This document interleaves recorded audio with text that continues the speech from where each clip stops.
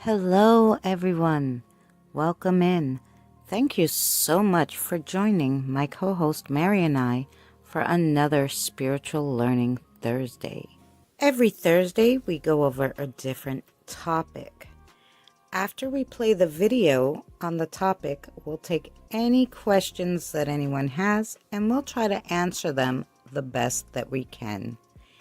If you have any ideas on what you would like to learn about in the next upcoming videos, please leave a comment.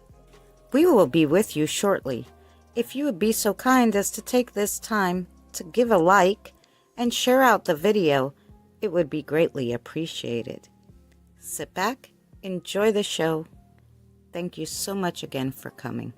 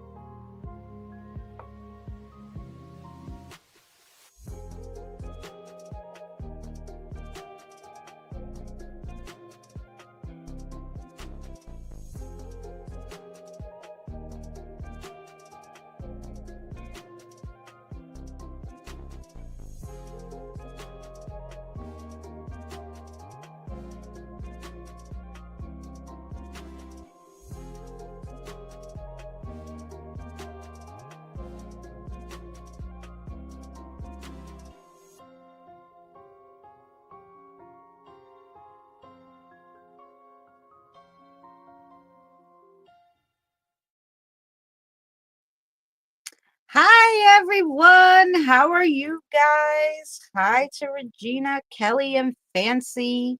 I have Mary here with me, and today we are going to tell spooky stories. Mary has a spooky story for you, um, which she'll tell you about, and I have a spooky story for you, which I will tell you about. I figure we'll just give it a few minutes. We'll chitty chat. So we could give a few more people time to come in. Mary, you're on mute. You there?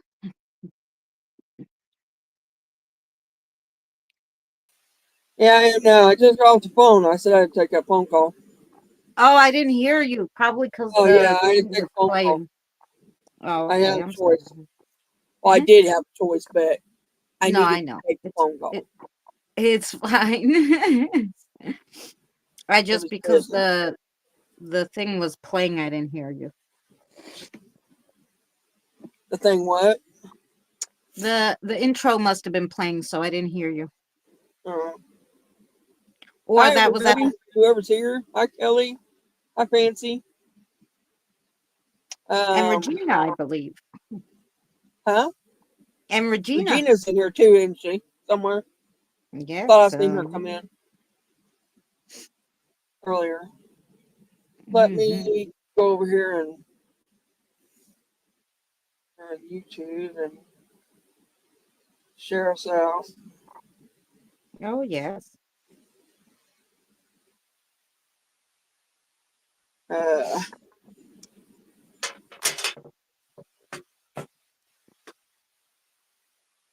Yeah, so I figured we'd tell spooky stories to get you guys in the mood for starting Friday nights, I'm going to have a new series. And so Friday, 9 p.m., there'll be a new spooky story out. Those are stories that are basically made up, just like campfire spooky stories. Some of them will be spooky urban legends, um, which then that will be in the description if it is. But I think most of the real stuff or urban legends that people believe or is somewhat real, usually I do for Sinister Sundays. So Fridays are really just going to be spooky made up stories.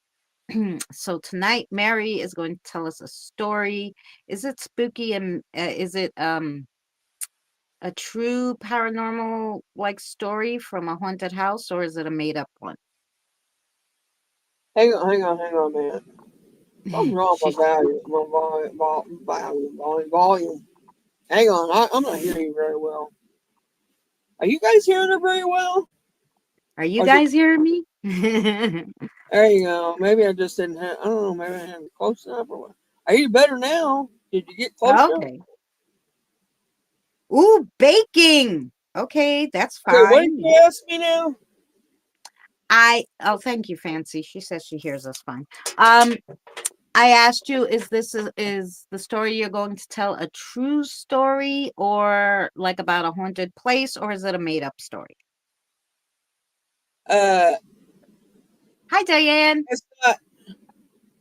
Well, it's true stories, but it's stories that other people have had that they tell. They're telling, you know. But I'm just going to tell you their stories. Is that? Can I do that? Yeah, Okay. All right. I mean, I don't have to give any names or anything like that. That way, you know. right, right. But hang on, I'm sharing out. Let me do this real quick. Okay. See if So we get some more Mary, people in. yeah. So Mary's going to tell some paranormal experiences like I do on Sinister Sunday. I am going to tell you a made up story that I came up with earlier today. Um, and it is going to have all of us in it. So that should be fun. It's going to have the chat and the live stream and all that good stuff. So that should be fun. Once Mary shares out, we'll wait a few more minutes and then Mary will tell her story first and then I will tell mine. Yes.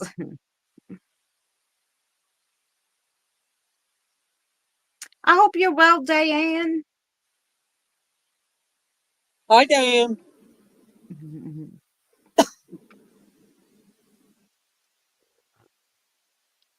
I'm almost done. Hang on. Take your time. Oh, yeah, get some coffee. I won't start without you, I promise. I like your picture change, by the way, with the pink hair. Love it.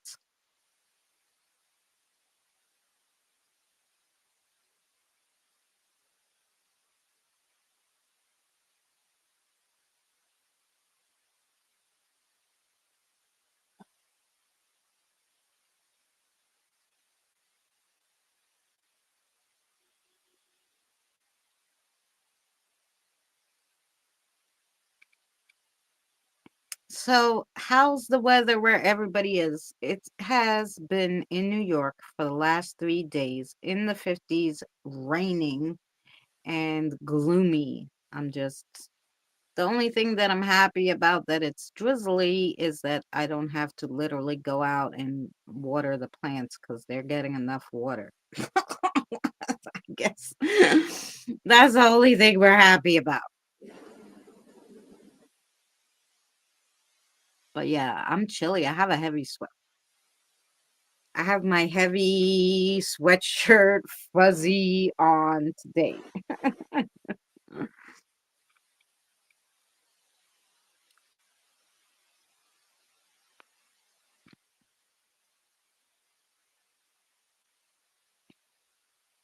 So yeah, I'm hoping it's going to be nicer for the weekend. There you are, Regina. That was fast. How fast did you make your coffee, girl?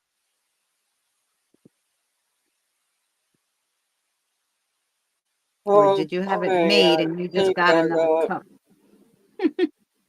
Huh? think I got it all shared out. Oh, fabulous. I think.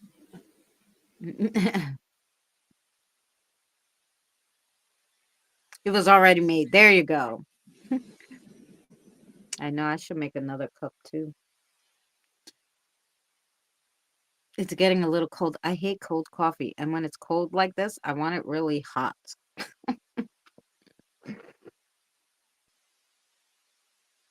All right. All right. How's the weather over there, Mary, in Indiana? It's been storming Oh, off and on. like Now here today too. it hasn't been storming, but it's cool out. It's only 68 degrees. Oh no, that's still better Um, than over here. It's 56 and raining. yeah, it's supposed to cool down this week. Um, it's not going to get freezing or nothing like that, but it's going to be in the 50s at night and 60s in the day. Mm, Not over 75 this week, I think. This coming week. Um, unless something changes, Indiana, it's yeah. prone to change hour to hour. I'm just saying. We can have 72 in we Los can have Angeles. we can have summer, we can have spring, summer, fall, and winter all on the same damn day. Trust me. Yeah. I've seen it pretty much happen. Or at least in the same week. I guarantee you I've seen that happen. Hmm. Welcome back, Diane.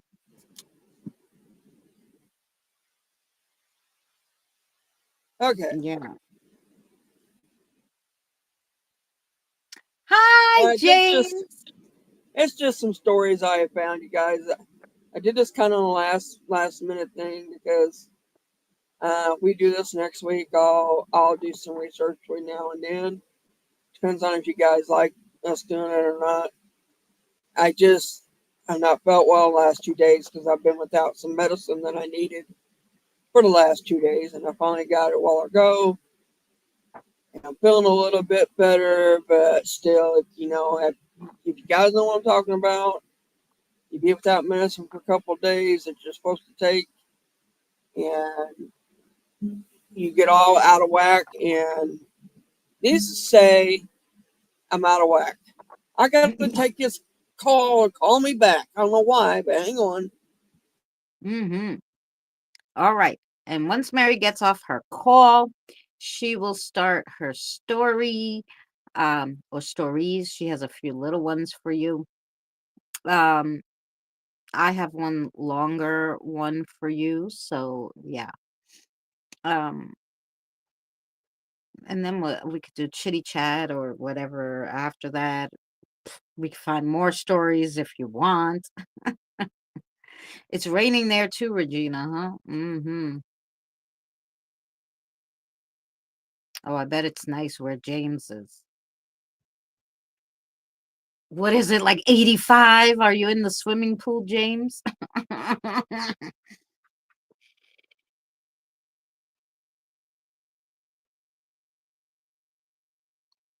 wish it would rain. Oh, yeah, you're in the desert. Are you, Fancy? I guess because the holiday, they couldn't get something through, and so it's going to be next week. Anyway, that's why they called me back. Oh, no, it's Okay. trying to storm there. Okay, so just like it. Oh, Los Angeles, yeah. Anyway, this is stories that I just run across here on the internet. One says, she says, you ready for me to start this? Go ahead, you start. I'll mute. Huh? I said, go ahead, you start. I'll mute. Tell your story. All right. You don't have to mute. I mean, you're fine. Okay. So this person says, I'm a doll collector. She said, I don't seek out haunted dolls, but when you're just grabbing random dolls at thrift stores, it's almost inevitable you'll find some inhabited by spirits. The most interesting story I have is when I found a kind of creepy looking doll at Goodwill. She had blonde hair, completely white skin, a seemingly homemade all red dress, and a face painted very distinctively with heart shaped lips. Obviously, I took her home. A few weeks later, I was out with my sister thrifting in a different city and an hour away, and I found a nearly identical doll, right down to the same style of handmade clothes, except this one had brown hair. So obviously, I brought her home too. That night, I had a strange dream. A blonde woman and a brunette woman resembling the dolls stood before me and told me, "Bring us all together." I had that dream at least once a week for another 2 years. Finally, one night, I dreamt something different. The dolls themselves, not the women, brought me through a store and led me to a display with a third doll that looked just like the other two, but with red hair. They've been quiet ever since. I still wonder what would happen if I ever found that red haired doll and brought her home too. Could you imagine? I don't know. I mean, for a year long, she's had this story. I mean, that'd be Well, I had a creepy. That in reoccurring dream itself would be for like creepy, 6 years, but thank God it didn't have to do with scary dolls, but still. right? That was short. These are kind of short. Yeah, Um, uh, this one says, when my sister and I were at our early teens, she was into the occult and supernatural things. She would always get books from the library on these subjects and then wanted to experiment with what she had learned. Like most teenage girls, we would have sleepovers. This is when we would experiment and play with her newfound knowledge. We often brought out the Ouija board, newfound knowledge. Often brought out the Ouija board. When you're using one, you always wonder if someone is pushing the planchette to cheat and spell out something on their own. One time we specifically set the Ouija board on a specific letter and wrote it down, then left the room to get something to eat. My sister wanted to scare the rest of us, moved the planchette to a different letter. When we came back, we were all excited that it had moved on its own. My sister was really freaked out because it wasn't where she had secretly moved it to. My mother struggled with alcoholism, and she and my sister didn't get along. My sister had a small lump of clay that she stuck a few strands of my mother's hair into. She called it Mom and put it on her bookcase. Sometime later, the bookcase fell over and Mom got squashed. That night, my mother was in a car accident. Fortunately, she was not injured. Another thing that freaked us out was my sister decided she could hypnotize us at one of our sleepovers. She hypnotized two of our friends, both named Debbie. She told one she was going to stick her with a pin and that it would not hurt or bleed. She stuck her leg with a stick pin about an inch deep. She didn't feel it.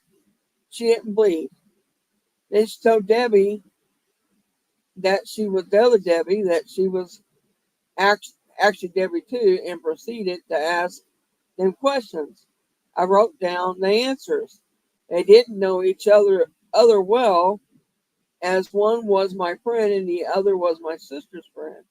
Yet while under hypnosis, they were able to correctly answer questions about each other's families. Wow. Once she was Once she was unable to get one of her friends out of the hypnotic trance. We were freaking out. She finally woke her up, and we never did that again for sure. Do you think that's possible?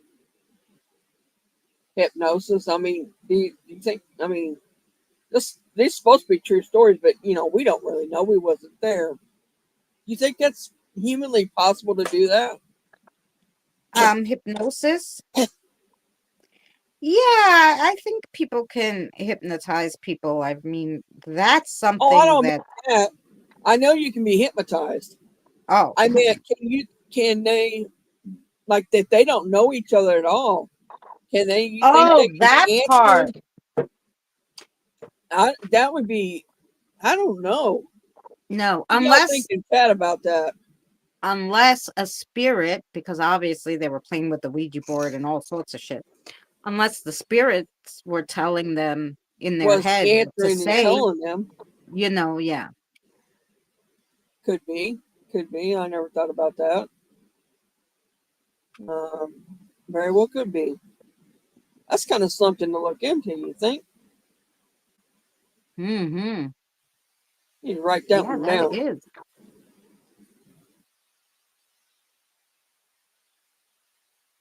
Oh no, Okay. Kelly, still? All right. Still You no tell a couple undying more. love? You tell yours, and I'll tell some more later in a minute. Okay. I only had one. But all right, here we go. Then I'll look up some more when you're telling another one. All right. All right. Here we go. Should I turn on the camera? Okay. So this story is called Echoes of a Stream, the Last Broadcast.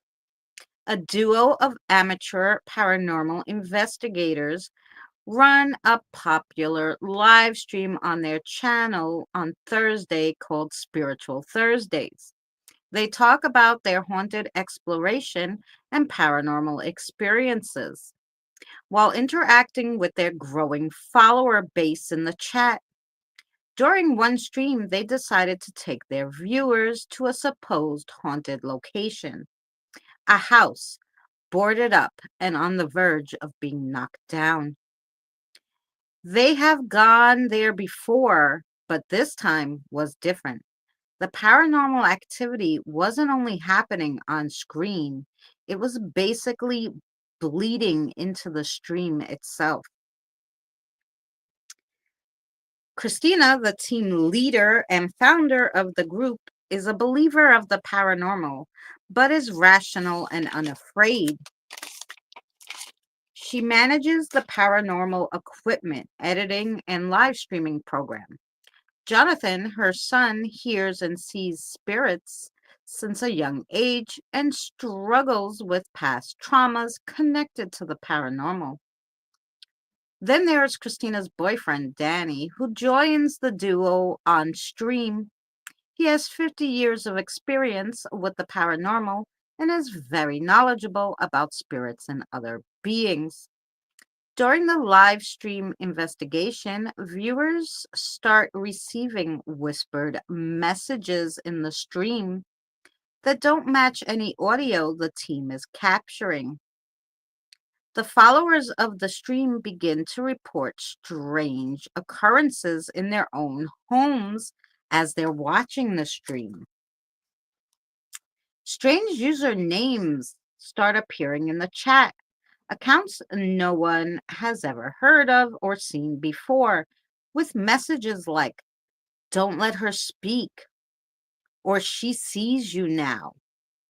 One account, Mira Twin 3, starts predicting events before they happen on stream.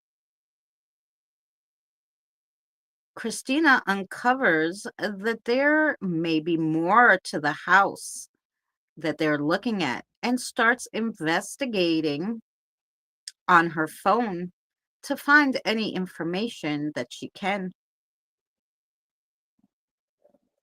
When she looks to the second floor, she sees a man in the shadows and tries to point it out, yet no one else can see the man in the window.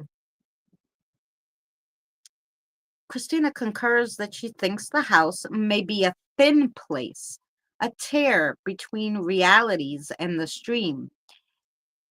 It might be acting like a conduit, the stream, she says. Jonathan begins to act strange on camera, like he is possessed or something. Then Danny begins to start receiving messages on his phone, but they aren't coming through any app or from the stream. They just seem to be popping up. Sorry, I wrote a lot, guys. They seem just to be popping up on his stream. The chat starts reporting seeing Jonathan in their house, in their mirrors. The team must decide, shut down the live and server so that the connection is lost, or go deeper to find out who or what is using the stream as a doorway. Just then, the man who Christina thought she had noticed came to the window. Staring down at them from the second floor window within the dark house, he starts waving. People on the live stream chat start yelling, "Oh my God, that man is hanging out the window waving. I can't tell if he is alive or a spirit." The chat explodes with panicked messages. "Who's in the window?" The man is wearing a plaid shirt and overalls, fluffy beard and hair. Definitely he looks to be from the 1800s or early 1900s. Then he vanishes. Jonathan turns pale as he looks back at the footage in the chat. He says, "I've seen that man. I had a dream about him. Like a week ago," he said. Christina tries finding some history on her phone about who lived in that house or anything about it, but there's nothing. The chat becomes a mix of horrors and obsession. "He waved to me in my dream," Jonathan continues. "I looked away from the window. Then he was in front of me. He said, 'Tell them not to go upstairs.'" After the sighting of the man in the window, the stream goes viral. The follower count explodes, but something's wrong. The chat begins acting automatically.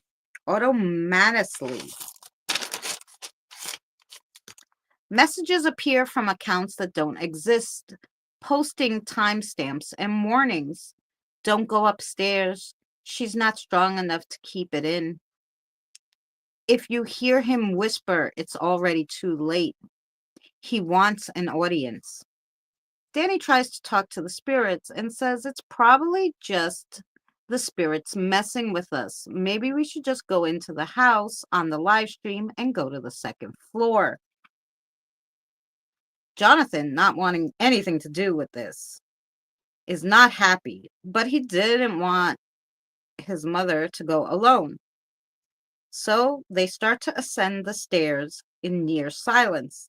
As they reach the second floor, the camera becomes distorted. Shadows move independently of their sources. Jonathan approached the window where the apparition was standing and waving. In that room where the window was a mirror that was hung and cracked, and a weird-looking table. Jonathan turns and catches a glimpse of himself in the mirror. His reflection doesn't move, but it does smile. Suddenly, the stream cuts out, only to resume 10 seconds later on its own, with the camera fixed on Jonathan's body that's collapsed on the floor. Before Christina can get to Jonathan, Danny yells, "Watch out behind you." The man in the plaid shirt and overalls is standing behind her. He steps closer into frame and waves. Then the stream abruptly ends. The followers of the stream start seeing reflections of the waving man in their own windows in the following days.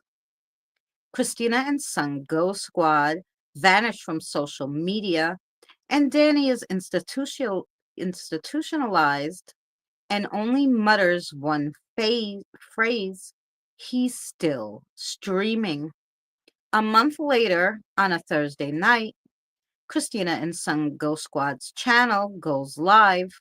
There's no title and no host.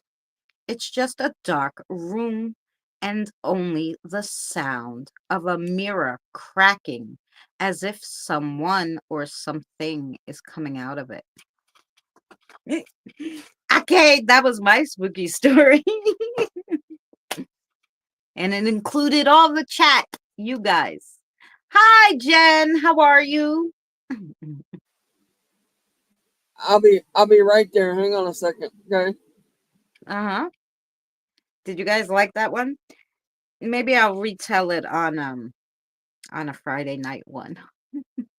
For anybody who wasn't here to hear it, but that was a good story. Ah, thanks. Yeah.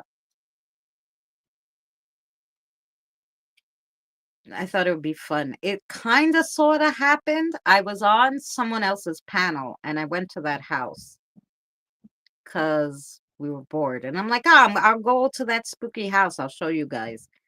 And Carol, our friend Carol XOXO, was on the panel with me, and I believe Eli.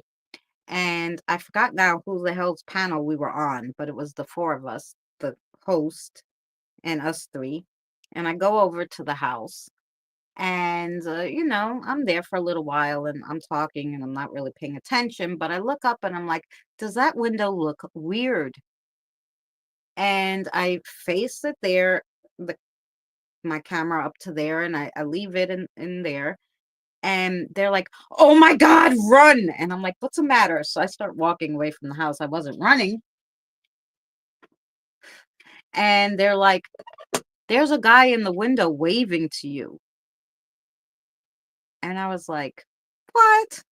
So the next day I took you guys there on my own live stream, and it was a little earlier in the day, and then it went into the night, kind of, so we could see it in the daytime, not only at the night.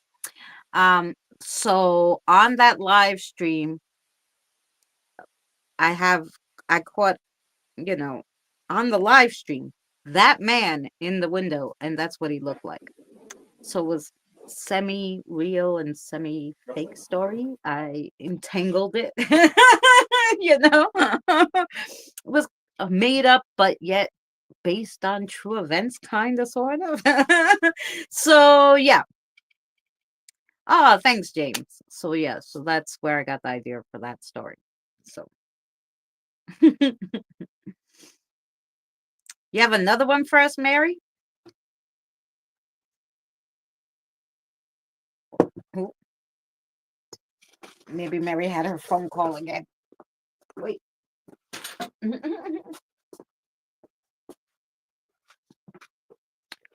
Yeah, so that was we caught a lot of things that live stream. When I went back and like slowed it down, I caught a picture of my protector, actually, so that's how I know something the hell was going on there. That's the first and only time I caught a picture of my protector, the tree god, the wood elemental.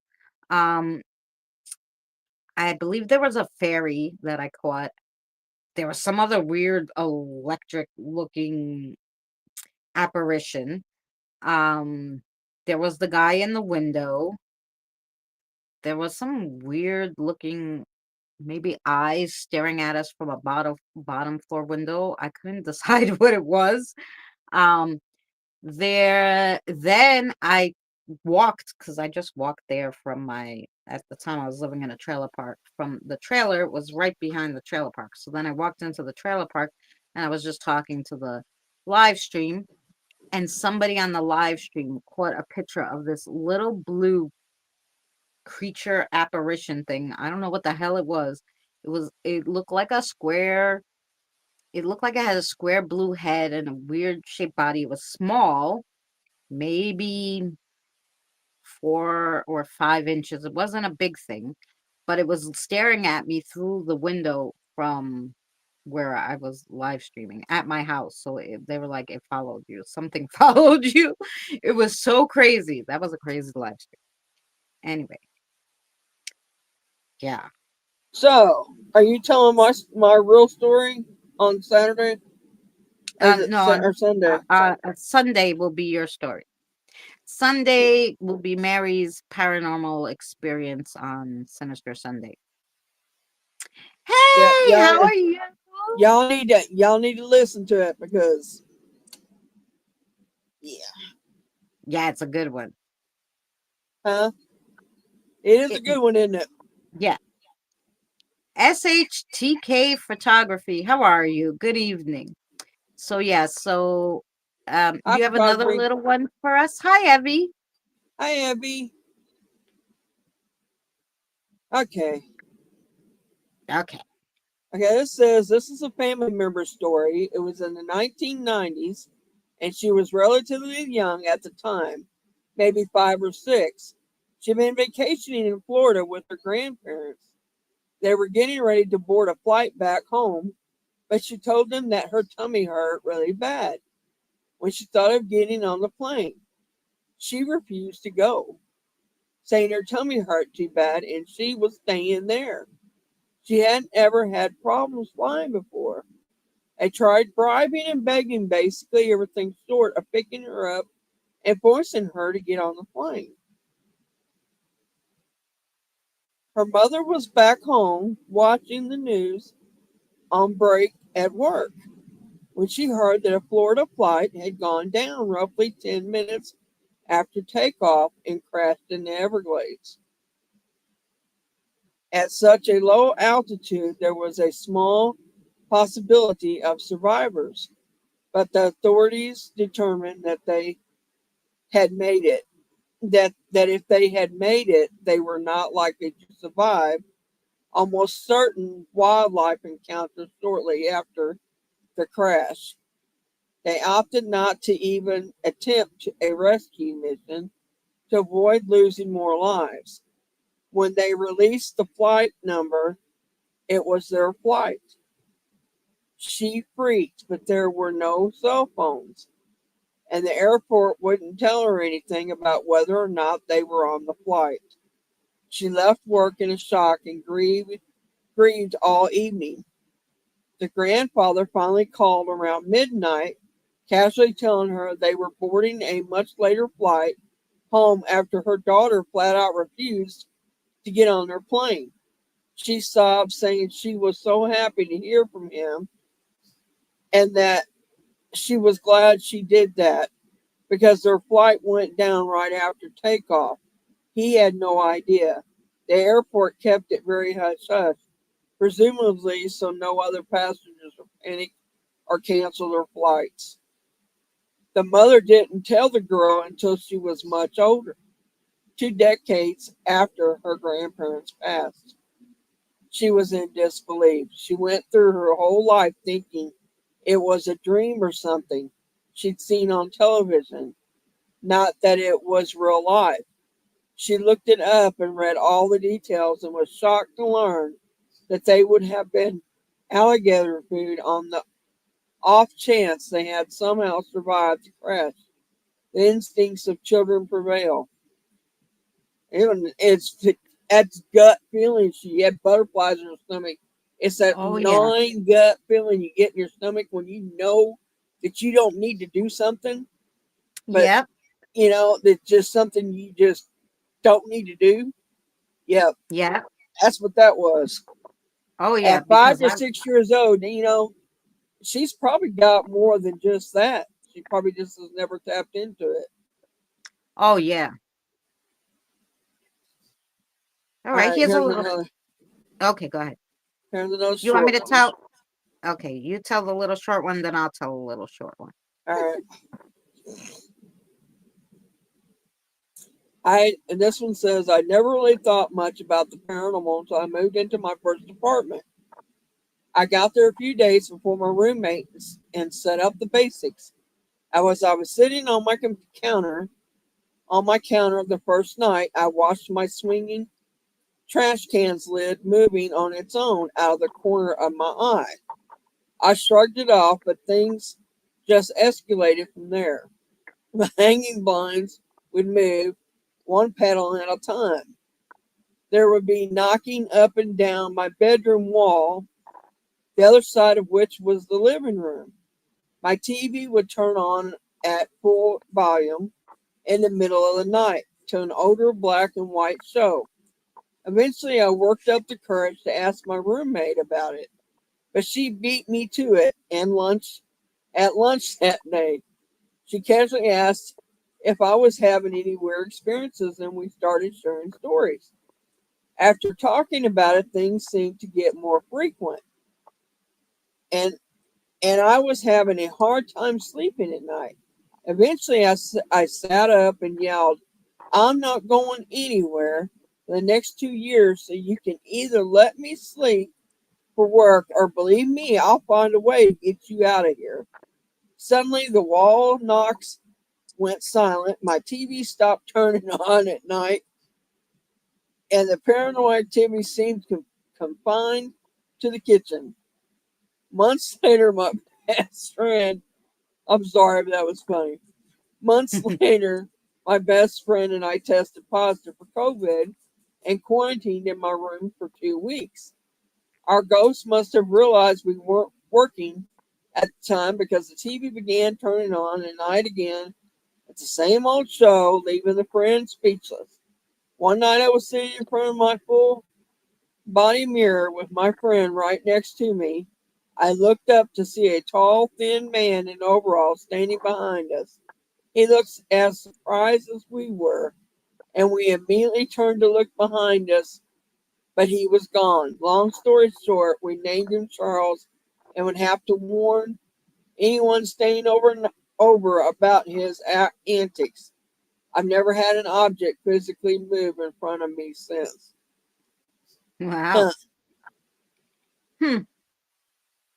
It's funny.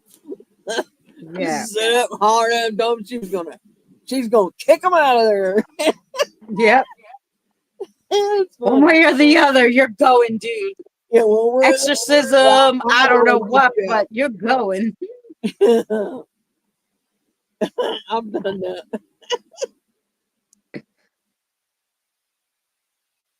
All right, here's a little short one for you guys. I actually did a Sinister Sunday on this place, but here's a little story from like a podcast. The Wiley House Hauntings. So the Wiley House is in San Diego, California, and it was established in 1965. If there's no such things as ghosts, then explain the supernatural incidents that happen at the San Diego's Wiley House, a destination dubbed America's most haunted house. I have definitely been present when people claim they hear things, smell things, and in some cases even see apparitions, says Victor Santiago, operations manager at the Wiley House and Museum. Widely known for its unexplained occurrences, the historical house was built in 1856 by Thomas Whaley, a former New Yorker who came west during the gold rush. It's quite possible Whaley got a sweet deal on the land, given it was once home to the San Diego gallows, a place where countless criminals were executed.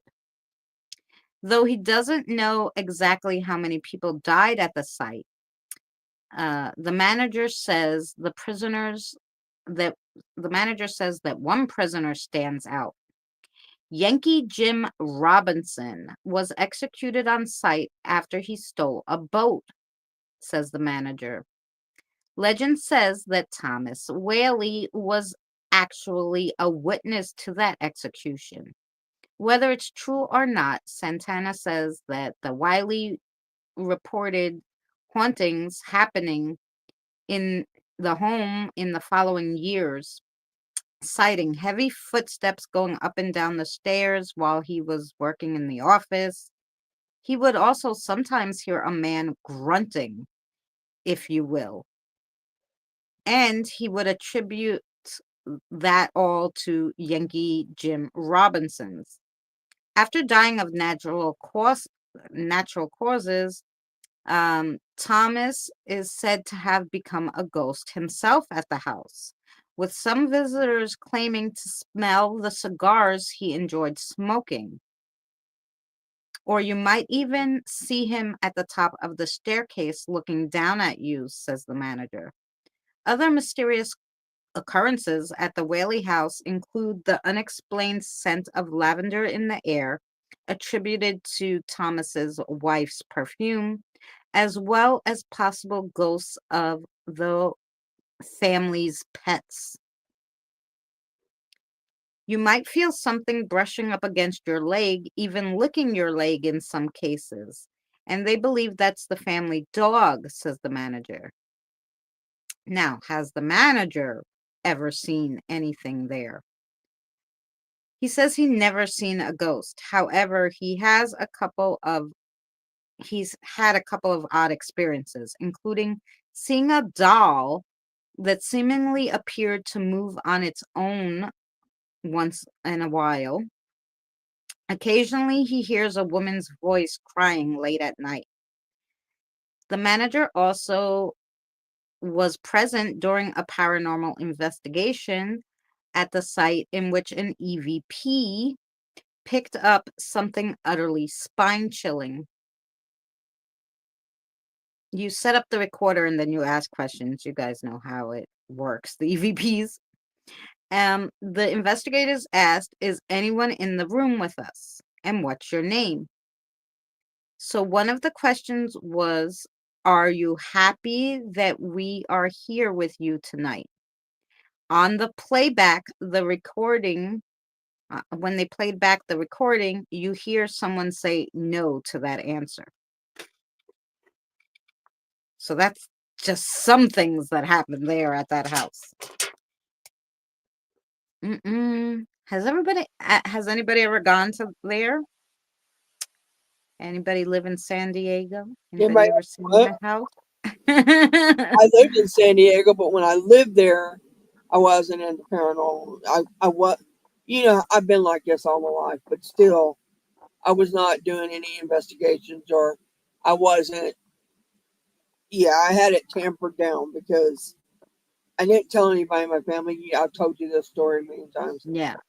So they didn't know, and I wasn't doing anything like that. So I wasn't looking. But I did live in San Diego. And San Diego is very much haunted.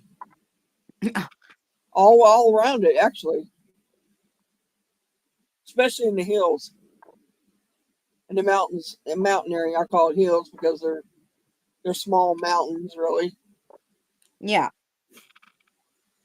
I was going to say something about. Let's see if I can remember what I was going to tell you. I only went to SeaWorld. What? Fancy said, "I've only gone to SeaWorld in San Diego." Yeah. Oh, that's there. Yeah. Well, that's it. She didn't go to no haunted houses. She was like, "I went to SeaWorld." Oh, I know. When I told the spirit to chill out in my house, it's when it kicked my dog down the stairs. Yeah. My little dog, and he was little, and I had an 18-year-old spirit there, and I guess she thought it would be funny to see the dog fly down the stairs. Oh no. Well, I wasn't having it. I come and glued on the spirit. But my little doggy was limping, and my little dog only weighed like about 5 pounds, somewhere there, 5, maybe 6 pounds, and she come flying down the stairs, airmail, man. I mean, just and up in the air, flying, literally flying. And you go down the stairs and it had this turn spot, it's old house, old farmhouse, like in town only. Some stairways they turn. Well, this one turned. Well, she landed on the first landing there, and then she come down the rest of it on her own. But No. and I heard a giggle, and I'm thinking, Well, Well, this thing, nobody was home but me, and my kids was at school, and Frank may have been around. I don't know. He may have been in the garage or something. But anyway, or outside. But anyway, I Oh went yeah, up the but you know stairs. he And I wasn't let her have giggling it. and kicking the dog down the stairs. I went upstairs and let her have it. I told her, I said, but see, nobody knew how I was then either. Now, shortly after that, I told everybody, but I heard her giggle, and I see, I could always feel her there, but I never really got into how who it was or how old they were or anything like that. Yeah. And hi, Kevin, Hey, and Kevin. but I never got into anything like that. So, but I told her, I said, you stop or I'll make you leave. Yeah. I said, and don't test me. I said, because I can do it. And I said, don't hurt my dog or my children. Leave my children alone, leave my dog alone, and we'll be just fine. And so she stopped after that. She was fine, Uh, actually, because she didn't like it when we moved. Um, but she didn't come with us. But still, Oh yeah. She might have been attached she to the wasn't really house attached or to the to house. the She just loved the land. house.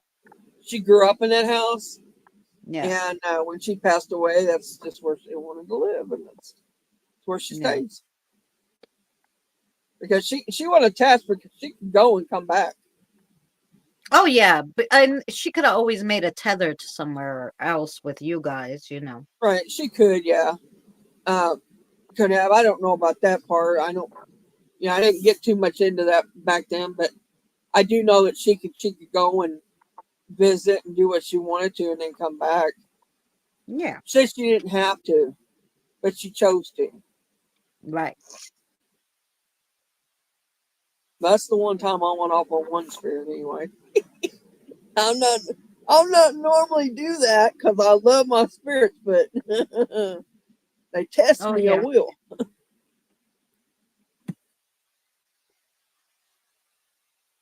All I right. don't I don't normally either, but I remember one, geez. I don't even remember what I said to him, but I got a little pissy. Like, I don't know if he,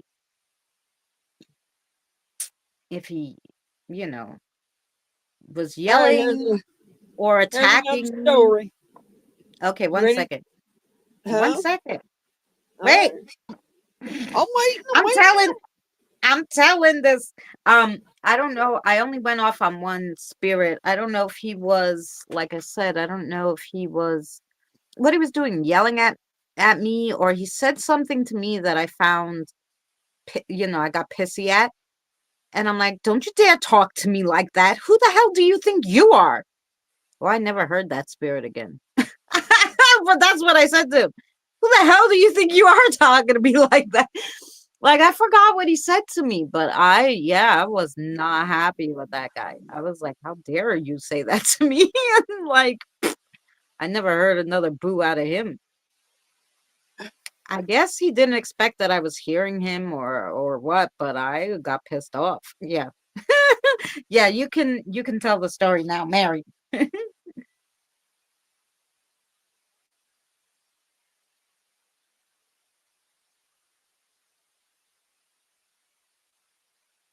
Well, I think that Christina can go back on there and put it back on there. Oh, yeah, I I can't. I'm not suppose. on my. Let me go on my channel. I can go on my channel and do it on my phone. I could probably do it. I don't know. I don't know how. I don't know if I know how, but you Do know. it. Because I don't see it here on no, I don't want to reload the I site didn't though. think you'd see it on. Yeah, hang on. I got it. I think. I think. Oh, Let me maybe see Mary here knows a how to minute. do it.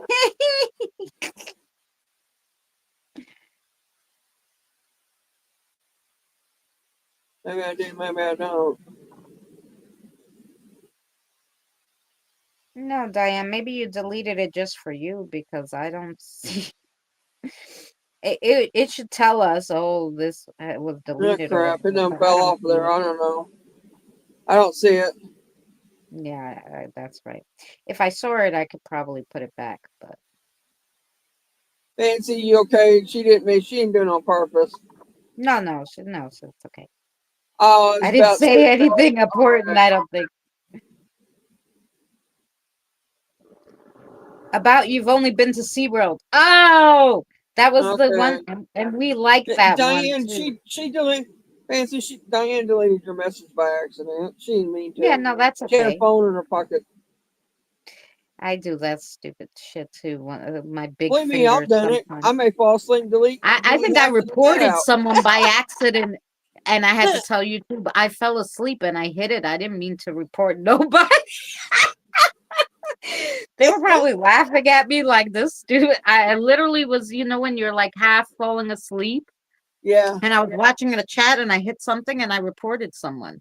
That was back in the day before you needed to put all this other crap. And I was like, oh no. I was so like, okay. Mary's gonna tell the second story. Oh yeah, I did. One time I blocked James on Boomers by accident. I wanted to write something. I was typing, but my stupid phone was delayed somehow. So instead of it typing what I was typing, so I wasn't looking at the chat. As I'm typing, I was blocking him. And I was like, what the hell? And I was like, oh my God, Boomer, fix it. I blocked James. Oh, Lord. Yep. That's right. And then Boomer had to give you a mod because otherwise he didn't want me to block you again. Oh, Lord. All right. Let's see. Ready? Okay, go. Says this one says when I was about 13 years old, we lived in a relatively new house, which is about 3 years old. We had been living there for about 2 years at the time, so I was pretty comfortable there. The house was out in the woods where we had goats and chickens. The only thing out of the ordinary about it was a strange shack on the edge of the property. It was small and much older than the house we lived in. It even looked older than the neighbor's house. My sister and I were always creeped out by it, so we kept our distance. One day, though, we felt a little brave. We went out to the shack, which was actually pretty far away. It took a few minutes because our property was so big. And as we approached, we thought we heard whispering. Just as we stepped up to it, a huge piece of wood fell inside. We turned and fled to the house and went in. We turned and fled to the house and went inside. That night I woke up and froze. I saw a face staring at me beside my bed. The face stared at me for what it seemed like an eternity and said, go to the shack, and disappeared. The next morning I told my sister about it and she said the same thing had happened to her. So we decided to go check out the shack one more time. As I'm we sorry. entered the Who the woods, hell would do that? yeah, I mean, My who would ass do would that? not It be wouldn't be going me. there. It wouldn't be me doing it. You can bet on that. As we entered the woods, the usual, I probably would. I'd probably go running there. As we entered the woods, the usual feeling of fear we had was gone. We approached where the shack was, and it was gone, as if it had never been there at all. Wow. Oh, wow. Wow. Wow. Now that I wasn't expecting. Right. I was expecting it to be like an old grandpa dude, like, oh, I'm so glad you Me came to too. visit I me was or some expecting shit, you those. know? Yeah. Oh, I no. was I wasn't expecting that. Mm-mm. Here's another one. Okay. Several decades ago, we were spring cleaning my friend's house, and we found a Ouija board in their closet. Naturally, we decided to take an immediate break and play with it. After several rounds, that's what people. I should never make that a kid's toy, kid's game. It's just not something to mess with. But anyway, immediate break and play with it. After several rounds of interesting responses from the board, along with the customary accusations bouncing back and forth between us of who moved it and no, you did, I decided to take a scientific approach to the who did it issue, since I knew it wasn't me. My friend was blindfolded. There was no way she could see a peek. I then turned the Ouija board upside down and rotated it into different positions between the questions. So 6 questions were asked. Only my friend's hands were on the planchette each time it stopped moving after a question was asked. I placed my fingers on the selected position and matched it with the letter on the other side of the board so I could decipher the message.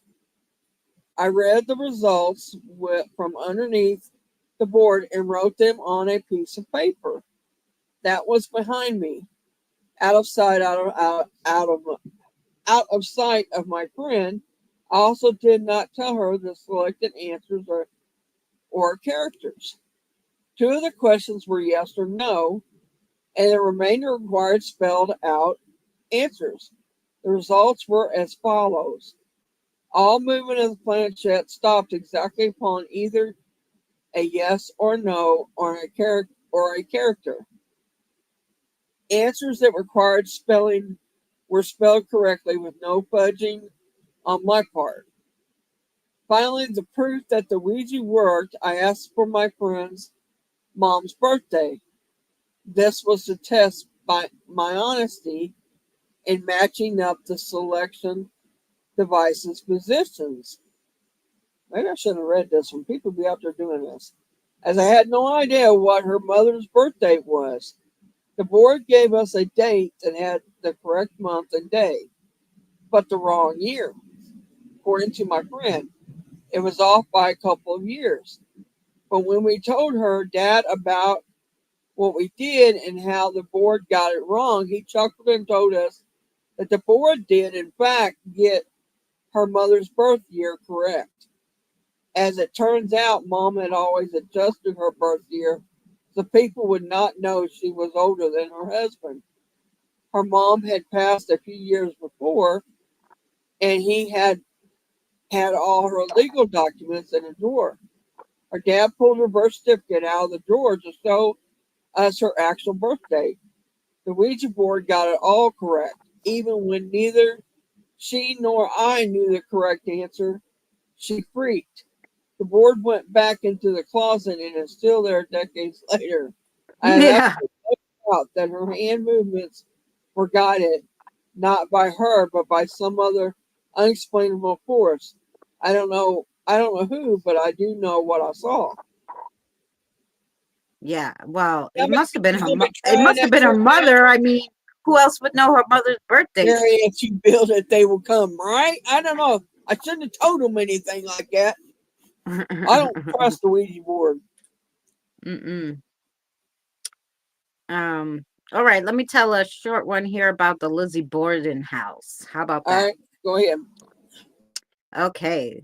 The Lizzie Borden house is in Falls River, Massachusetts. Oh, it's right next to you there, Regina. On August 4th, 1892, Andrew and his wife, Abby Borden, were found brutally murdered in their Falls River, Massachusetts home. Though murder wasn't uncommon in the late 1800s, the fact that they were bludgeoned to death with an axe and the main suspect was their 32-year-old daughter, Lizzie, certainly was. The crime and trial that followed made headlines around the world. Lizzie was ultimately acquitted of murder, but she remains forever linked to the hideous killings, as does the home where the crime was committed. Now a bed and breakfast and museum, the Borden home attracts history buffs and thrill seekers who come to see for themselves if the rumors about the house being haunted are indeed true. When I started working there, it was more of history. I really didn't care about the paranormal, says Susie St. John, a realtor and tour guide at the Lizzie Borden house. However, that all changed after St. John says she experienced a few unusual happenings of her own. Guests tell us they hear laughing and playing in the middle of the night. Things get moved around, she says. And St. John has experienced a few unusual things herself. She says that once she discovered toys scattered across a room that no one had been in. She also talks about a pitcher that fell over and slid 2 feet across the floor without any plausible explanation, as well as a closet door that once opened on its own violently. On the eve of the anniversary of Andrew and Abby's murder, St. John says that she and two other tour guides at the house felt a sudden, sharp, piercing pain in their left eyes, the same exact location of Andrew Borden's fatal injury. Perhaps the most unsettling, however, is the story St. John tells of a tour guide at the Lizzie Borden house who asked her group to silence their cell phones before the tour began. Moments later, a guest's cell phone rings. She looked up and says, "It's my mom." The tour guide asked if she wanted to leave to take the call, to which the woman replied, "My mother passed 2 years ago." Oh, so her mom couldn't have been calling her. Crazy. Mm-mm.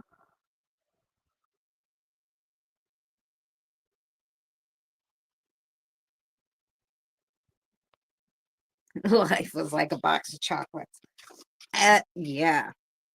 Yeah. The Lizzie Borden house, they say, is very haunted. Like, I've seen tons of videos of the Lizzie Borden's house. I think the only one that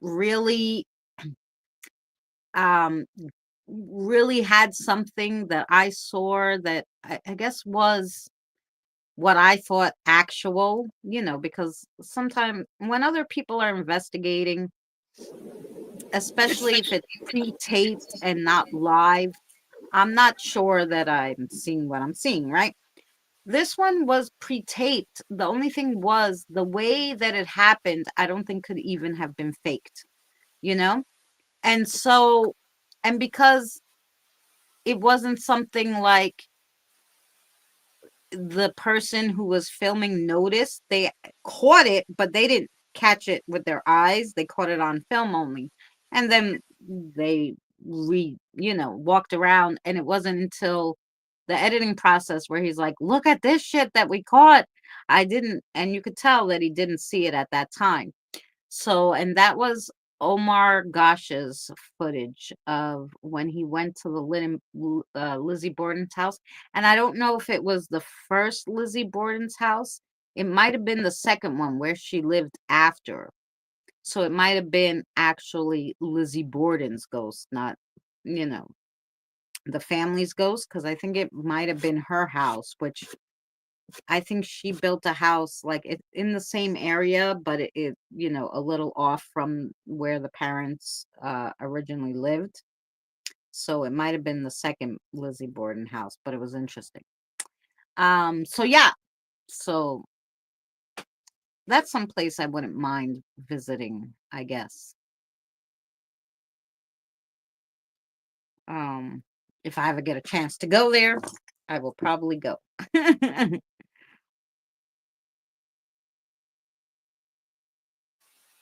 What'd you say happened in Omar? He didn't see what He when he was was there? filming a video at the Lizzie Borden house. I believe it was the second Lizzie Borden house, or it was after they just reopened the first one again. I don't remember which one it was. either was the original or the second one, where the second one is where Lizzie Borden moved after the murders and everything. Right. Um, so I don't Which remember was a which. couple. Which Yeah, was which is what? Just a couple doors down or something, or yeah, next door or it, something. it was in the same neighborhood and it was very close to the original house. So, so I don't remember which one it was, but I just remember he was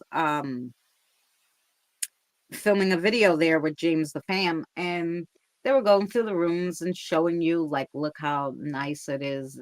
I guess they had just redid it or just opened the second house or whatever it was. And he went into the bedroom and he was looking at something and he's like, oh, look how, look, nice they have it or whatever. And, he goes and he leaves and whatever. But then, on he's like, but then when they actually edited the video right after he goes to leave the room, he's like, did you see what was caught in that room? And then it was like, um, he shows it again in slow motion, and it was like this black mist that came out from like behind the bed near the window and disappeared. Yeah, it was interesting. Well, I'm about to watch that. I didn't see that. Yeah. Hmm. That must be the second one because I remember watching the first one. I believe in the original house. Right. Yeah, I think it was in the second one, Mary, if I'm not mistaken. Or at least the second time they went back after, a renovation or something. I don't know. But it wasn't the first time they were there. There, definitely not. So I would freak out. What do you guys want to hear? Some more stories or not? I would too, Evie. Oh yeah, 1 second. I would too, Evie. I would love to get a phone call from my mom, especially since I have my mom's phone number saved in my phone. I'd love it I have too. I have never taken my mother didn't have a cell phone. She had a home phone. And my sister even kept that home phone number, after my mother passed a little bit because she still lived in that apartment. Um, but I keep it on there, and so if my phone ever rings and says, "Mom," you gosh darn know for sure I'm gonna pick it up, you know. Although it was funny because one time I got a call from myself. And this was before, and I always tell people that because they're like, "Oh, scammers would do that." I'm like, "Yeah, but this was before scamming was even big." It was like when when cell phones were just coming out. Like I think I had the cell phone uh not even a year because I had a beeper before that. And what do we got here? Oh, I can't see.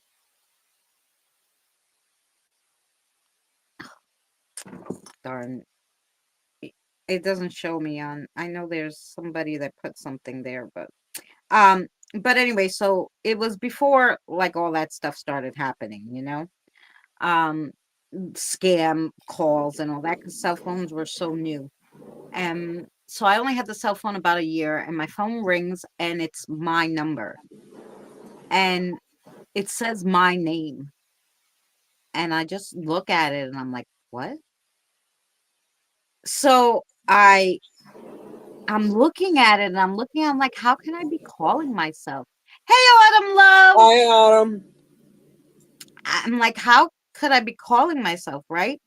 So I'm like, should I answer? I was scared to answer it. And then finally I'm like, answer it quick before it goes to voicemail, right?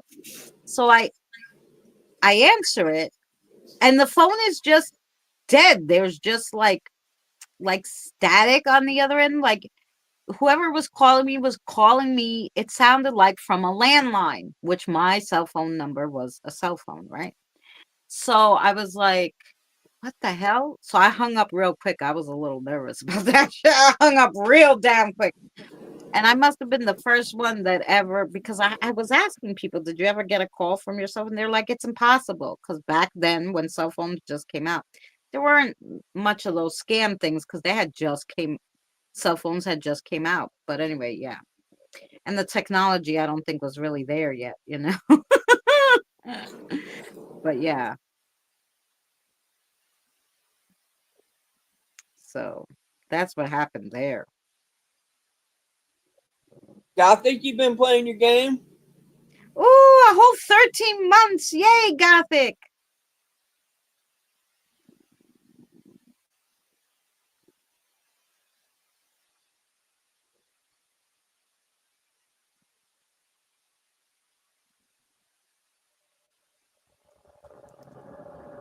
Woohoo. Did you just read or did I just read?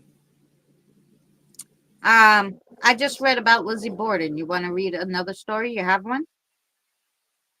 Yep. Okay. All right, guys. Wait, Mary has another cool story. Go ahead. Hang on, let me take a drink.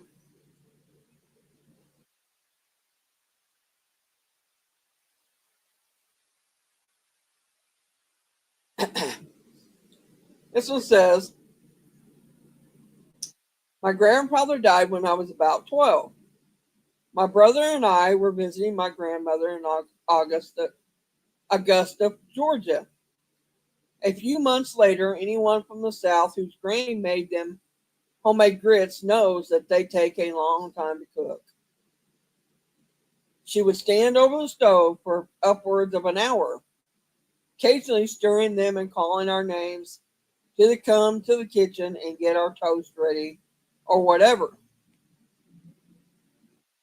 She'd been calling my name on this particular morning, and since I was a 12-year-old butthole, I laid in bed and argued with her every time she called me.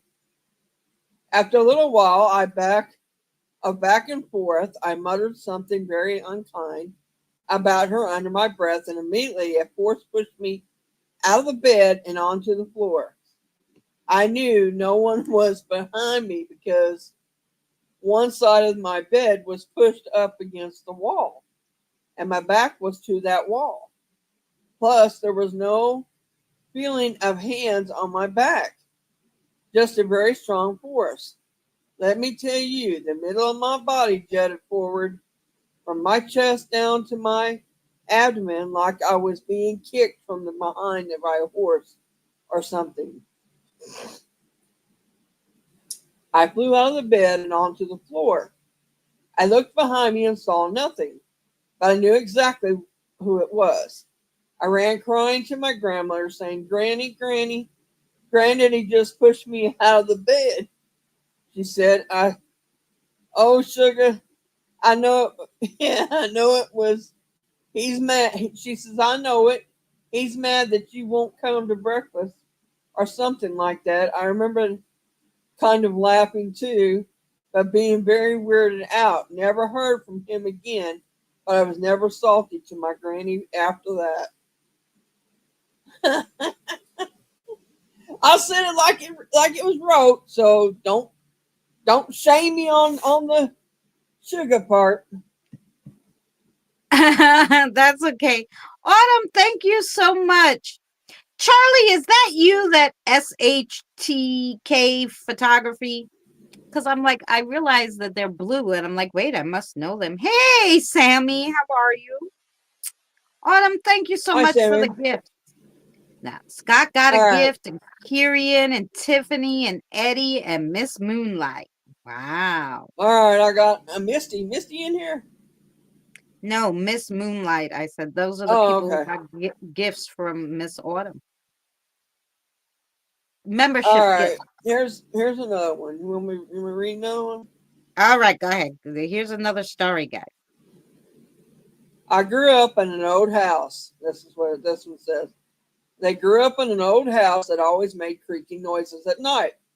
I had a loft bed in my room with stairs going up from my doorway. The top of the stairs was 5 feet from the ceiling. So as I got older, I had to duck to get to my bed. There was always a tall closet. There was also a tall closet next to the stairs where my cat hung out. My senior year of high school, I was in bed reading really late one night. My cat started growling, looking out my open door into the darkness. I just heard the normal house creaking noises, so I wasn't alarmed. At about 3 a.m., I turned off my lamp to go to sleep, and in the dark, I saw a man standing on the top of the stairs at the foot of my bed. He was wearing a long gray trench coat and black gloves. I couldn't see his head because it was in the ceiling. I sat up in bed and shrunk as far away from him as I could.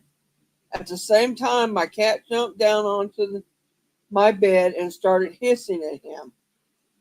I bit the inside of my cheeks and tongue, hoping I was asleep and could wake myself up. But nothing helped. I was already awake. He was still standing there, and my cat was still hissing. We stayed that way for about 5 minutes until he slowly faded into the dark. My cat quieted down, and somehow I fell asleep an hour later. Ain't no friggin' way I'd fall asleep in that bed. I'd be Tell down the me. stairs. I'd be somewhere. I wouldn't be in that bed. That's right. On the couch, on the He chair. said, yeah, right. He said, I fell asleep an hour later. I was so freaked out that I never told anyone about that night until I went away to college. But I still never mentioned it to my family or anyone from my hometown. Flash forward to my mid 20s, and I'm in a new city. I got a call from a woman researching the house because she lived there before we did and heard noises there growing up. She heard tales from babysitters we had as kids that they'd never told us. Like that, all our crayons were arranged in a circle in the living room on their own, and that one babysitter was locked in the basement for an hour, all while we kids were asleep. The eeriest stories came from the people who bought the house from my parents. Not long after moving in, they started smelling cigarette smoke and hearing a man coughing in the kitchen, which was right next to my old bedroom. Then one summer, their son's friend stopped by to see if they were home. They weren't. The front door has a large window, and when he looked inside, he saw an old man standing in the front hallway, staring at him. He was wearing a trench coat and smoking a cigarette. The family dog sat next to the old man, looking up at him. The man was semi transparent. All those years later, it was both great. It was both great and also spine tingling to have my ghost story validated. That's something, if that many people saying it's there, it's there. Oh, yeah. You got another one? Oh, yeah. Well, She said I that the told you, bears sit Mary. in the woods. Well, wait 1 second. Did I tell you what happened to my son? Go ahead. Good night, Fancy. Much love to you. Night, Um, Fancy. thank you so much for hanging out with us. Have a great night. Um, I don't know why Fancy she's not blue. What the heck is going on? um, there we go. So anyway, so he was walking home. He had like a work he had like sometimes they have at work, instead of him going his regular time, he'd go earlier for like meetings and stuff like that, right? So he had an early day at work. So he went at like 9 in the morning and he was back by like 3. So he got off the train station and he walks down 48th Street down to our house. On the corner of our block is my grandmother's house, where my sister lives on the first on the second floor and my aunt lives in the basement, right?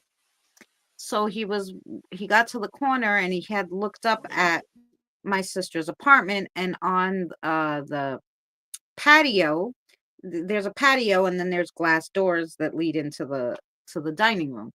So he sees someone from who's behind the glass doors, so in the house, waved to him. So he figured it was my sister, so he waved back, and kept walking. And as he got to the back of the house, my aunt and my sister were there in the garden. And so my son said to my sister, "Hey, who's in your apartment?" They waved to me. And my sister goes, "Nobody's in my apartment, you know? Um, you're seeing things, or your mother's crazy is rubbing off on you." That's what she told him. Your mother's crazy is rubbing off on you. Anyway, but he told me, "I saw somebody. They waved to me. I waved back. I kind of thought it was Auntie, but behind the glass, you couldn't really tell the sun, whatever." He goes, "But somebody was in the apartment." So yeah. No, I can't hear you eating chips. All right, you ready for another story? Go ahead. If they're You're they're gonna do willing to I listen, thought you were we're gonna ready. I thought you were gonna tell us a story about a bear or something. Oh, you want me to tell you another story? Yeah, that's what you said. You had a story about a bear, so I stopped you to tell you the story about my son, but go A ahead with the bear? I bear. didn't say that. I asked you if you had another story. Oh, I thought you said, okay, this story is, and No, I mean I got one I can read. Yeah, but I mean, okay, you read that one, and then I'll read the one I have here. hang on just a second. I will. Okay. Did you guys not hear she said something about a bear? No?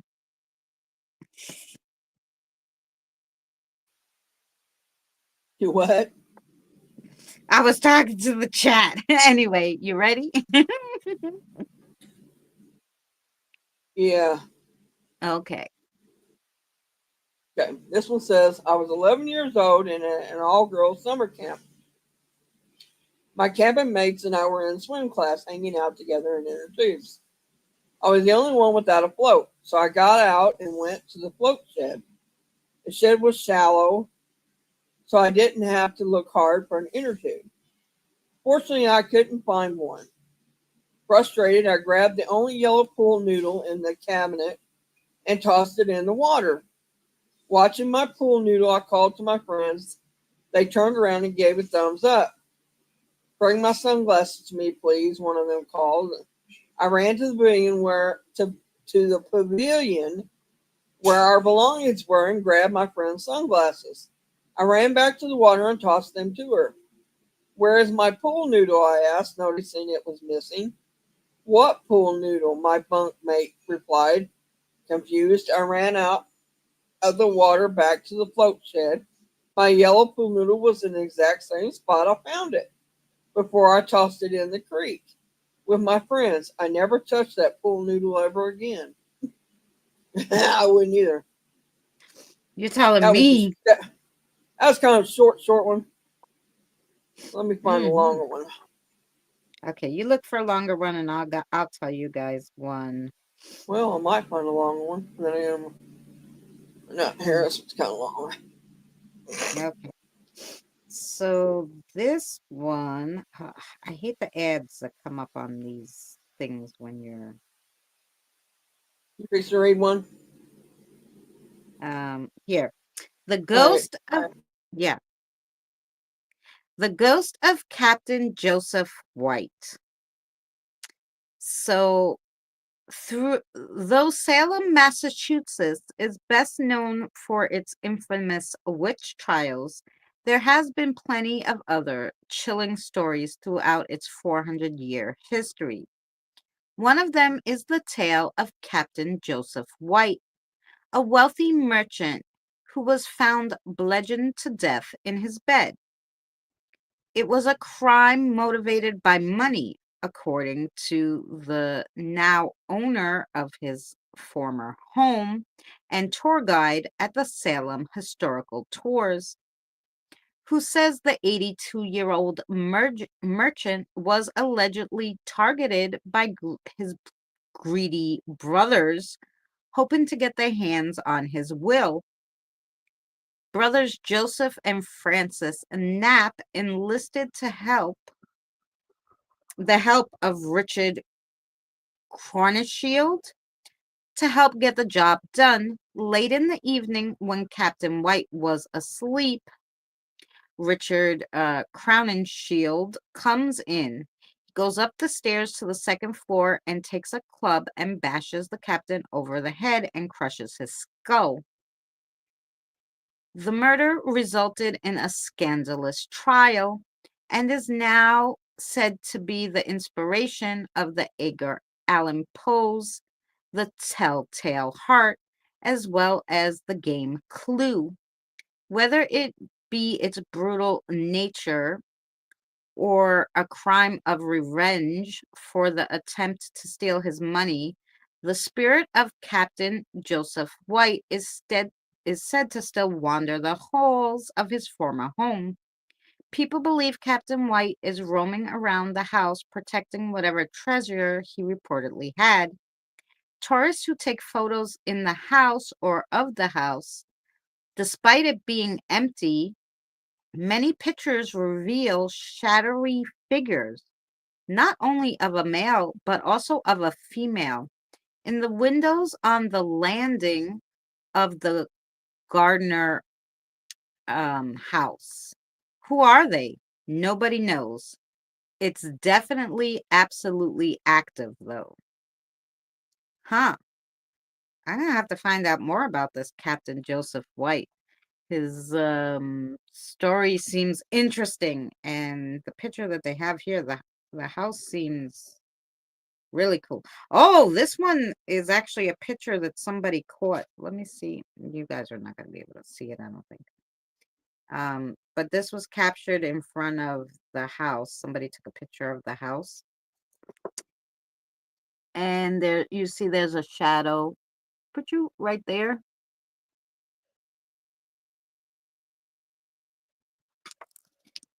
And that's definitely a male with some kind of robe on, really. That's what it looks like to me. Hmm.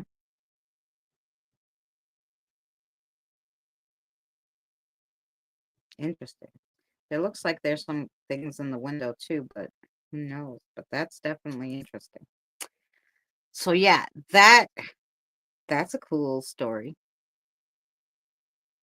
It wasn't cool for him because I'm sorry about the way his brothers did him in, but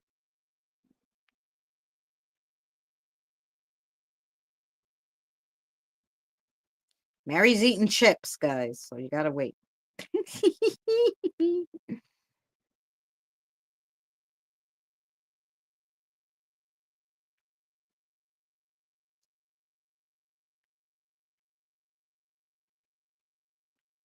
I'm trying to look for more that I didn't actually tell you guys.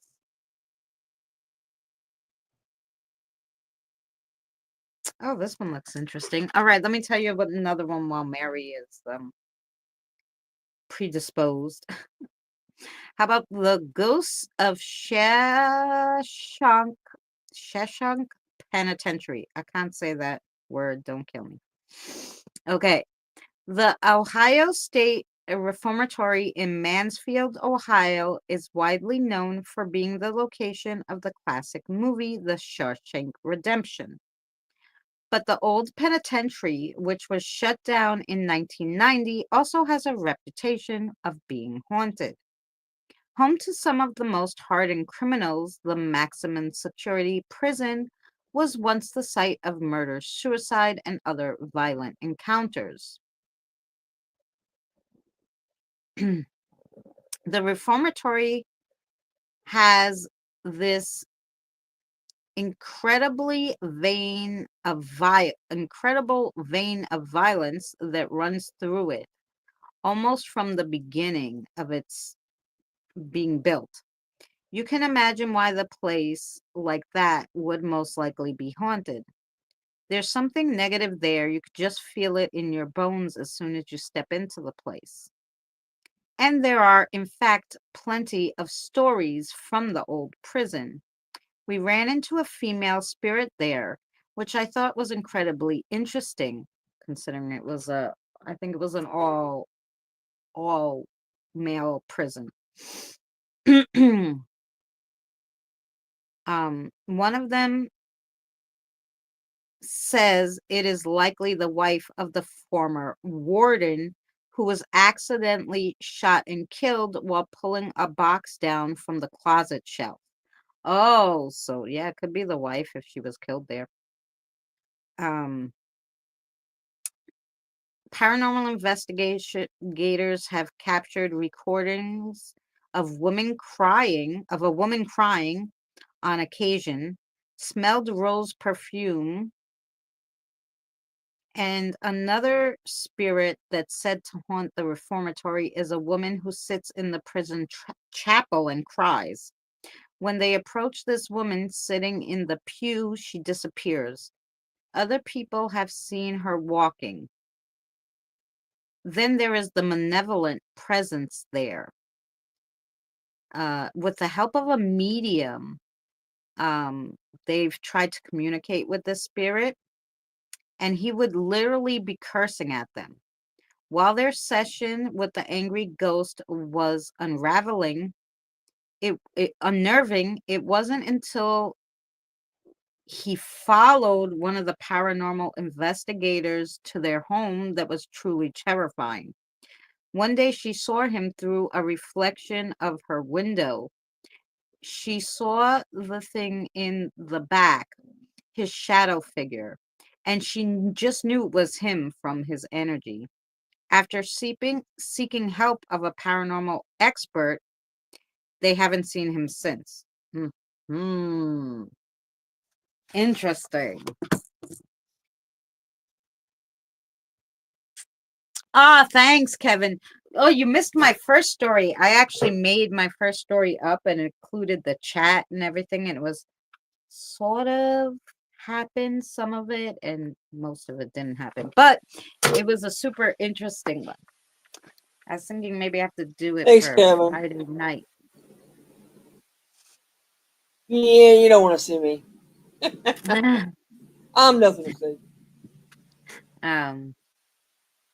All right, Mary. I told two. You ready for another one? Yep. Okay. It all started with a Mylar balloon. We bought it for our grandson's birthday, and it had been floating around the house for a couple weeks after. My husband and I were watching TV in the living room when the balloon came down the hall and floated across the living room, stopped right in front of my husband. Now it should have just continued through the living room. There was no reason for it to stop suddenly. Of course, my husband was a little freaked out, and we started talking about it when the balloon began to turn around the happy birthday side facing us. I yelled to my husband, "My birthday's in a couple of weeks." When I said that, the balloon moved over to me. I got all giggling and said, "Someone's here to wish me happy birthday. Whoever you are, thank you for remembering me. I thought it was my late husband who had died at 39 years old, or my mom or Mimi. It stayed with us for a bit. I looked down the hallway and said, "It's going back." Then it was gone, thinking it went back towards the kitchen. I got up and my husband laughed. "You have to see where it went, don't you?" he asked, and she said, "Of course." I did. Well, it wasn't in the kitchen or bathroom. So I went upstairs and checked my grandson's room and my son's room, but it wasn't there either. I found it in our bedroom on the floor next to my side of my bed. This made my husband a believer. I've always believed in this kind of thing. That's something. Ooh. That reminds me of a video I've seen recently. I don't know where I saw it. YouTube maybe, or one of those stories on the Google homepage. but this lady bought her son an Elmo balloon, or somebody bought it. It was a full like character of Elmo, one of those balloons. And the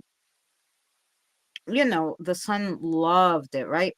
And it was starting Yeah. to deflate a little. They had it for a while. And the lady started recording it because it started having weird movements, right?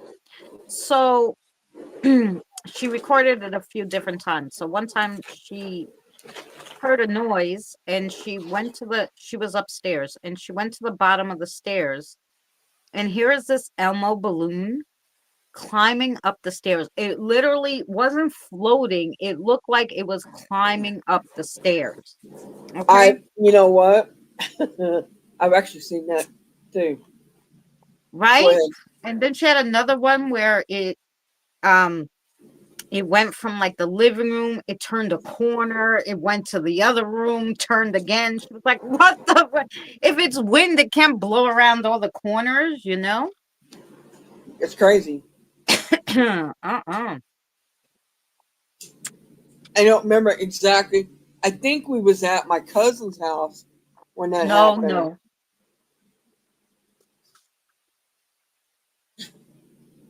Saying I hope you didn't see the ring video. No, That's no. Well, crazy.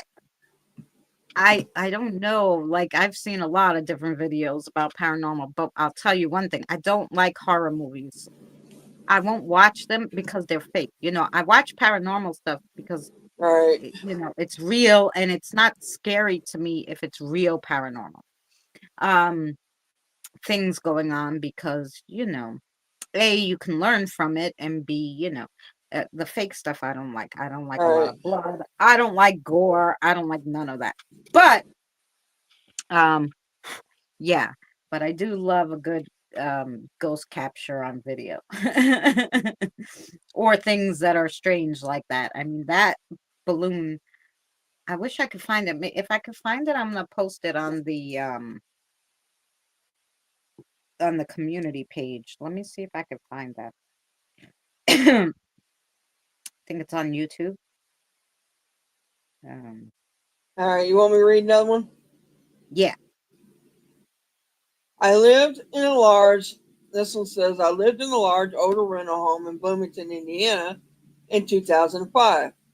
As I would go to sleep at night, the shadows of a man, a woman, and a young girl, about 10 or so, would appear instinctively in the dark in my bedroom. I could see them only if I didn't look directly at them. They'd be doing typical household events like chores, talking, looking at books, sewing, nothing malicious or creepy. I'd blink and shake my head, but they'd still be there. Since they were just messing about among themselves and not bothering me, I simply ignored them. They wouldn't always be there, but it was quite frequent.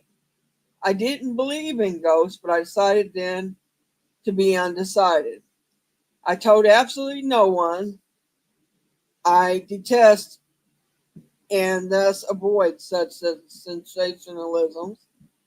Some months later, a friend and I came back from a late night party, and I was making food in the kitchen while he was messing with the music and other things in the living room. With only low lighting. After about 20 minutes, he rushed into the kitchen with a surprised look and said, "Do you know there is a family of ghosts in this house?"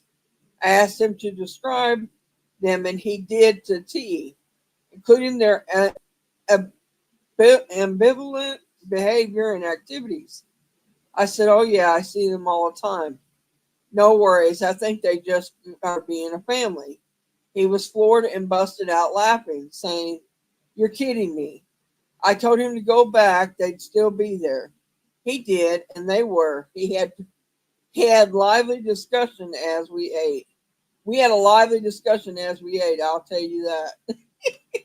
I bet they did. Oh, super interesting. I posted that Elmo video on my community page if you guys want to check it out with the balloon after the video after this, because I thought it was super interesting. Um, I just grabbed the first one of it. I'm sure there's plenty of people reposting it, but just so you could get an idea. So yeah, super, super interesting.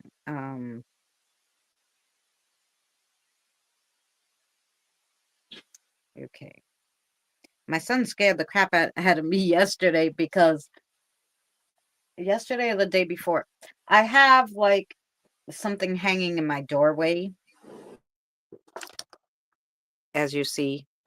I have something hanging in my doorway, and and I'm sitting here in my chair, and there's a little walkway to get into the living room, which is my bedroom because we have a very tiny apartment.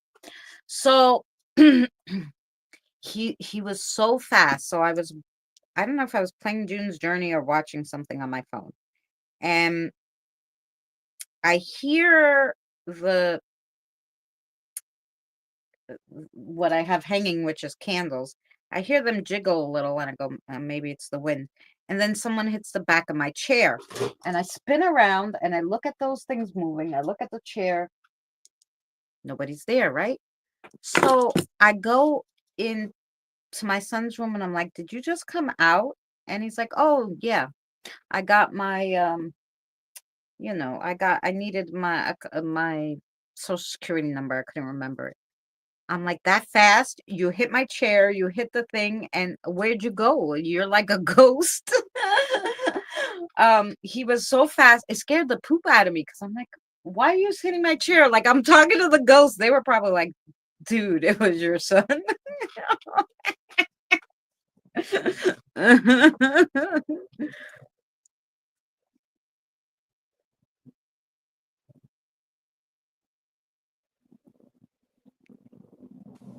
You don't believe my stories, Kevin? They're not my stories. They're other people's stories. Well, yeah, there are But other people's stories. they Well, say they're real. yeah, I do on Sunday, right now I'm doing real paranormal experiences. So this is our members of our channel or people we know, um, or people that will go on a podcast and be like, I never told anybody this. But mostly people we know, um, telling their paranormal experiences. They're also different. Most of them are from when they were younger, so they weren't really realizing what was going on, like some of them, it was like crazy.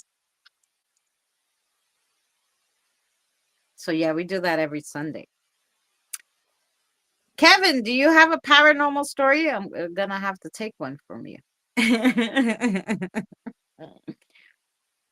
Alrighty, let me see. Do I have another story to tell you guys? Let's see. Oh, I closed the app. Wait. Okay.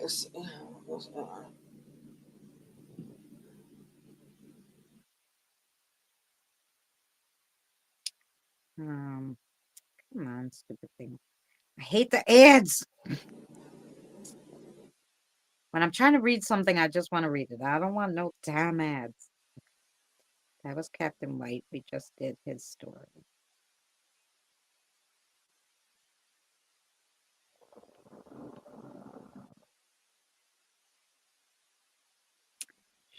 Did that one.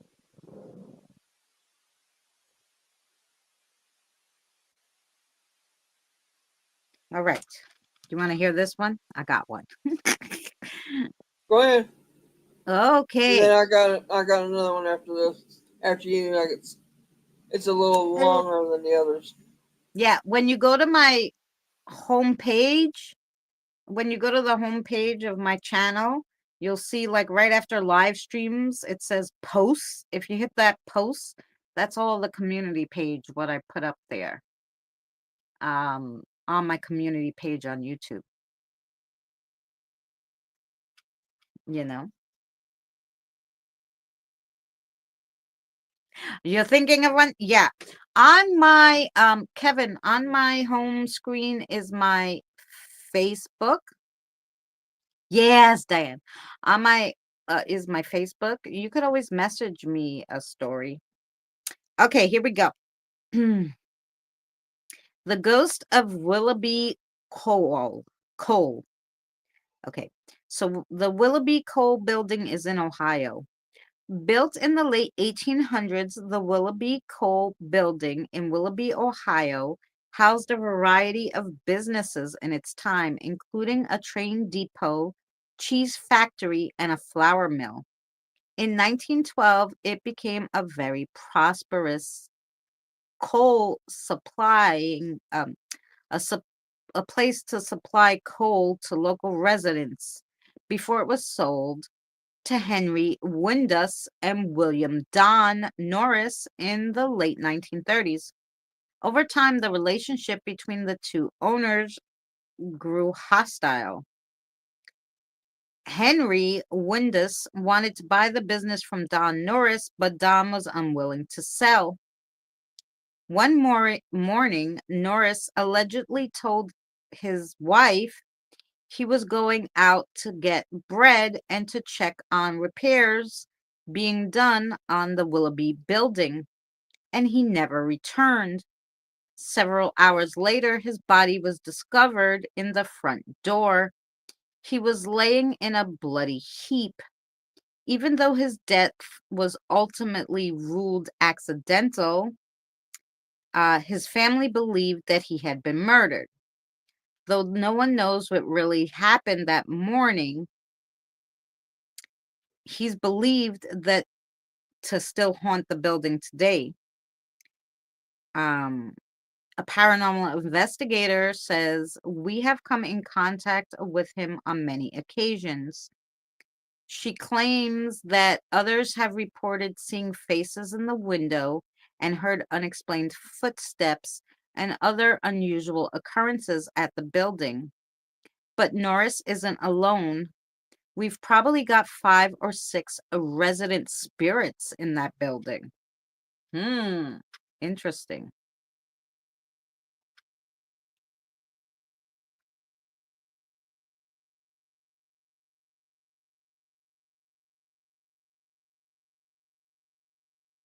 Yeah, Mary's gonna have to give me that site. Maybe I'll have to use some for my Sundays. I'm gonna have to what? I said you'll have to send me that site. Maybe I'll have to use some for my Sunday videos if nobody gives me any more. I'll do that when we get off here. Mm-hmm. Are you fixing to read more? Go ahead. No? I just finished. You All go right. and I'll look for more. Okay. Y'all ready for me to do one more? Or 2 more or whatever, however we're doing, whatever we're doing? Oh crap. Hang on, I gotta get back to it. Oh, I know. I hate that.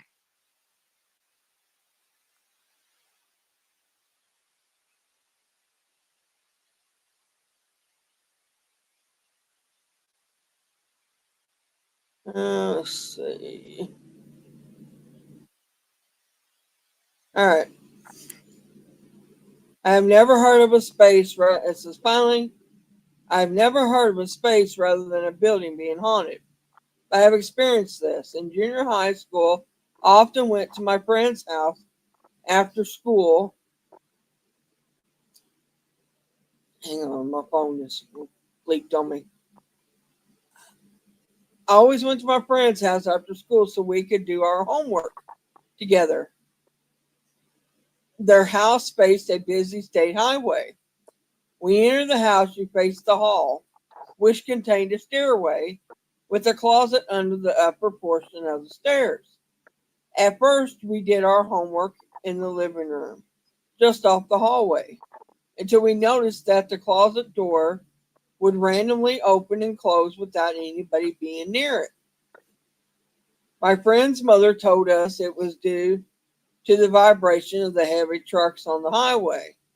But after a few minutes, we got to the physics section of our general science book textbook, and I realized that the door should only swing one way if it were being caused by the trucks, which is to the lowest point. In other words, it should either swing open and stay open or swing shut and stay shut, not go both ways, which was what we had repeatedly observed. This freaked me out so much that I stopped going to her house after school, and she said she no longer stayed alone in their living room. Fast forward, and I'm grown and married. Our friend's house was torn down, and being on one of the town's main roads, my father and brother bought the lot and built an office building for our family's business on it. My husband was also a partner and brought me in to do secretarial work since I knew the filing system from having helped my dad's secretary when I was a child. I felt uncomfortable working alone in the evenings or over the weekends, as if someone or something was always in the building. I was not the only one to feel this way. Another secretary told me she hated being the first one in the office in the mornings because of the sounds and that she had even gone so far as to go room by room, scissors in hand as a weapon, to try to find whoever was there. One of the men, a former Marine who worked there, reportedly hearing sounds on a Saturday morning. There, there were always unexplainable cold spots that moved through the building, and the feeling of the presence, complete with the sensation of being watched by ghostly white eyeballs in the darkened front office that was directly over where the understairs closet had been. Some of my scariest experiences are as follows. One day, my computer printer suddenly switched on and printed out a telephone number. No, I did not call it, it says, in parentheses, followed by a page of gibberish. Another time, I heard a filing cabinet on the other side of my office slam shut. This filing cabinet had to have a lever depressed in order to open it. When when I tried it immediately after hearing it slam, it required it requiring opening the drawer about a foot to replicate the loudness of the sound. Another time I repeatedly heard the alarm that was triggered whenever someone opened the front door, although the front door was securely locked the whole time. Perhaps the most frightening thing occurred when the suspended ceiling in my office was being replaced and I could see directly up into the cross beams that supported the roof. I was finishing up my typing when I heard footsteps going from beam to beam, heading towards me from the front office. I stopped and looked up to see whatever was coming, and I admit I had my own pair of scissors in hand as a makeshift weapon. The footsteps passed directly overhead and stopped. As calmly as could, I said, I just finished up and I'm leaving now. I turned off the typewriter and practically ran to get out of the back door, so I had the feeling that someone or something was swooping after me. The family business closed down after my husband retired, and the building was sold and remodeled into a medical office. I wonder if the new owners have any experienced anything, but I've never heard or dared to ask. I bet I never dared to ask, not heard, but I never dared to ask.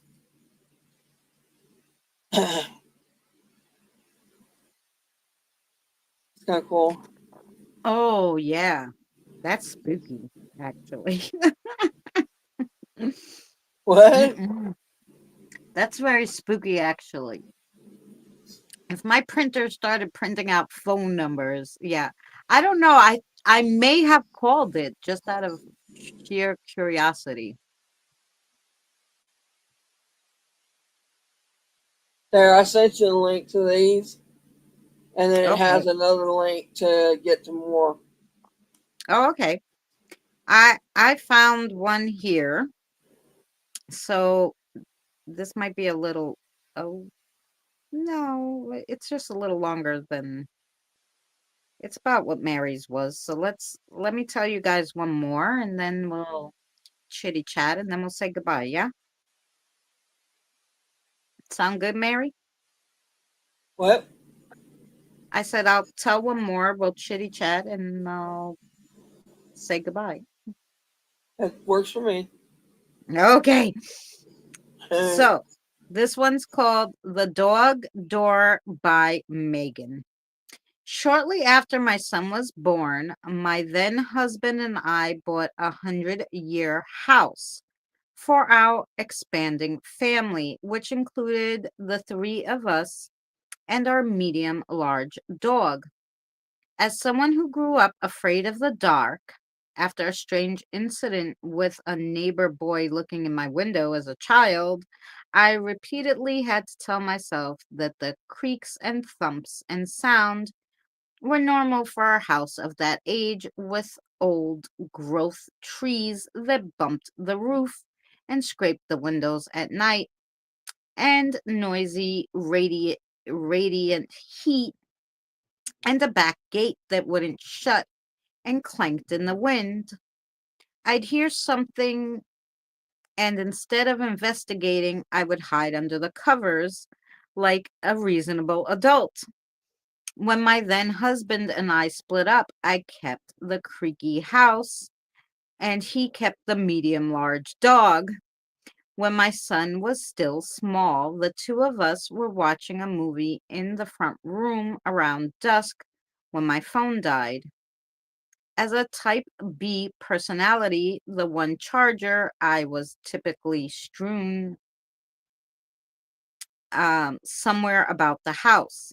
This time I found it in the kitchen, but as I crossed the counter to plug it in, I had the overwhelming goosebumpy, tingling, sinking sense that something was very wrong.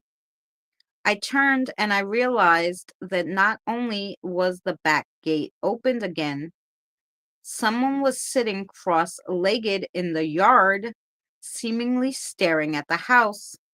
They had a hood and dark sunglasses. Despite the fleeting light, they didn't move. Even when I stepped closer to the window to make sure I wasn't hallucinating, they remained eerily motionless. When I was certain they could see me, and still, even when I was pretty sure that they could hear me, I quickly locked the back door, grabbed my phone and my charger, and headed into the dining room to my laptop.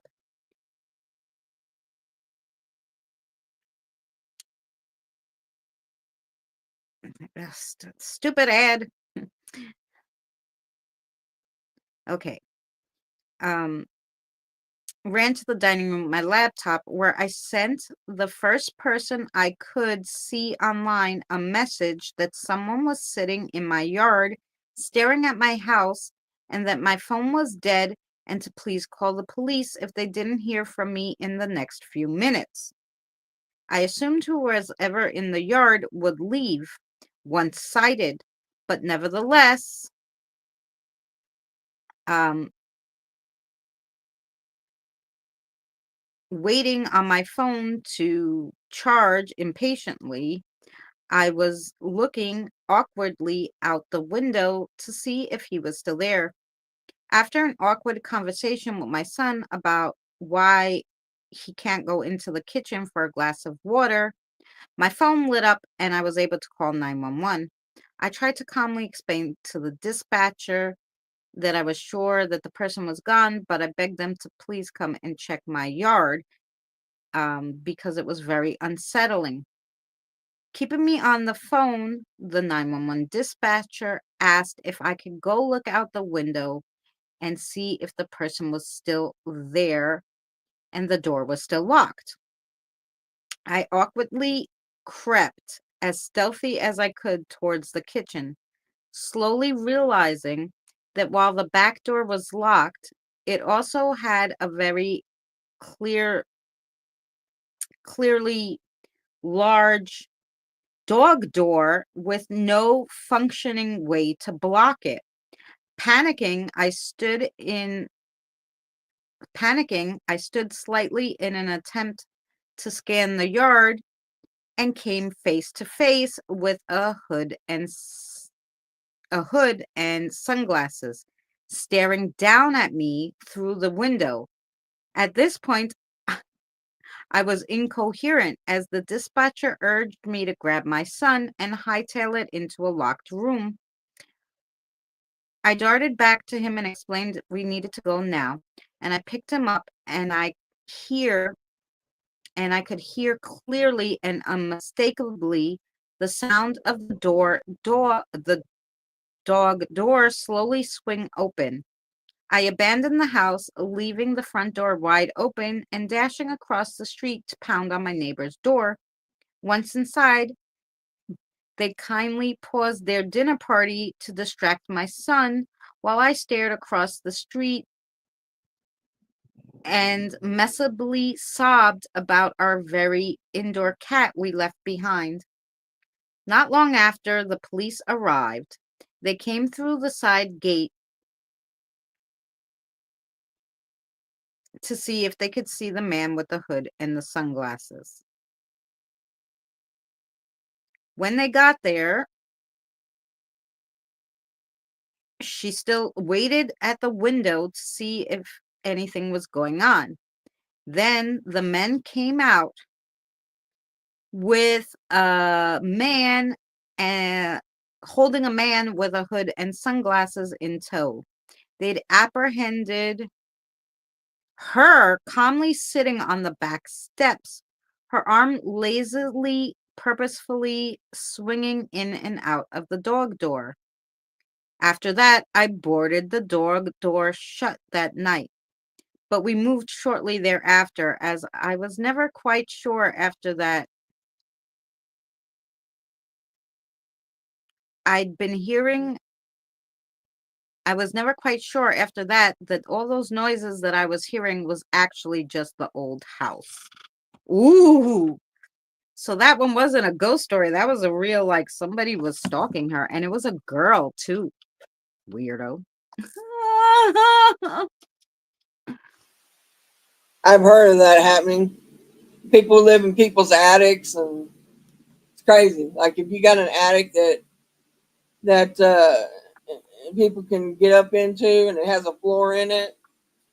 There's Yeah, been people Diane. go up and live in these people's houses, and they wait Oh, till they yeah. leave and go. The next day, they go to work, and the next thing you know, they come home, the refrigerator's been ate out of, and everything else. Yeah.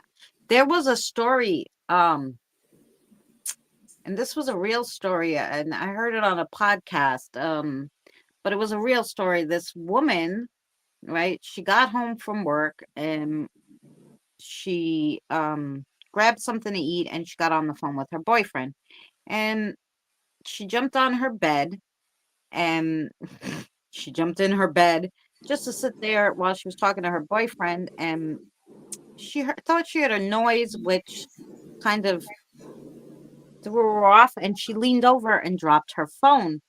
So she goes under the bed because she dropped it right on the side. So she goes to grab her phone and kind of peers under the bed as she's doing it and sees a man with his back towards her under her bed. She grabs Oh her my phone God. up. Yeah, she grabs her phone up and she gets off the bed, and as she's leaving the room, she says to her boyfriend, "Hey, I'm going to take a shower. I'll call you back." And she goes into the bathroom, locks the door, turns on the shower, and jumps out her first floor bathroom window, runs across the street to a neighbor and calls the police, right? The Uh-huh. police go into her house and find this guy waiting at her bathroom door with a knife. Wow. Yep. If she didn't see him, he would have killed her. Yep, he would have. Mhm. Wow. Yep. That's crazy. Mm-hmm. I swear there's stuff all the time, man. And you hear stuff all the time happening. Yep. Um, Crazy. Mm-mm. There's this there's a short on the news thing I read today, or I watched today, and it's about this little girl calling 911. She's 5 or 6 years old, and she calls 911, and tells them she tells them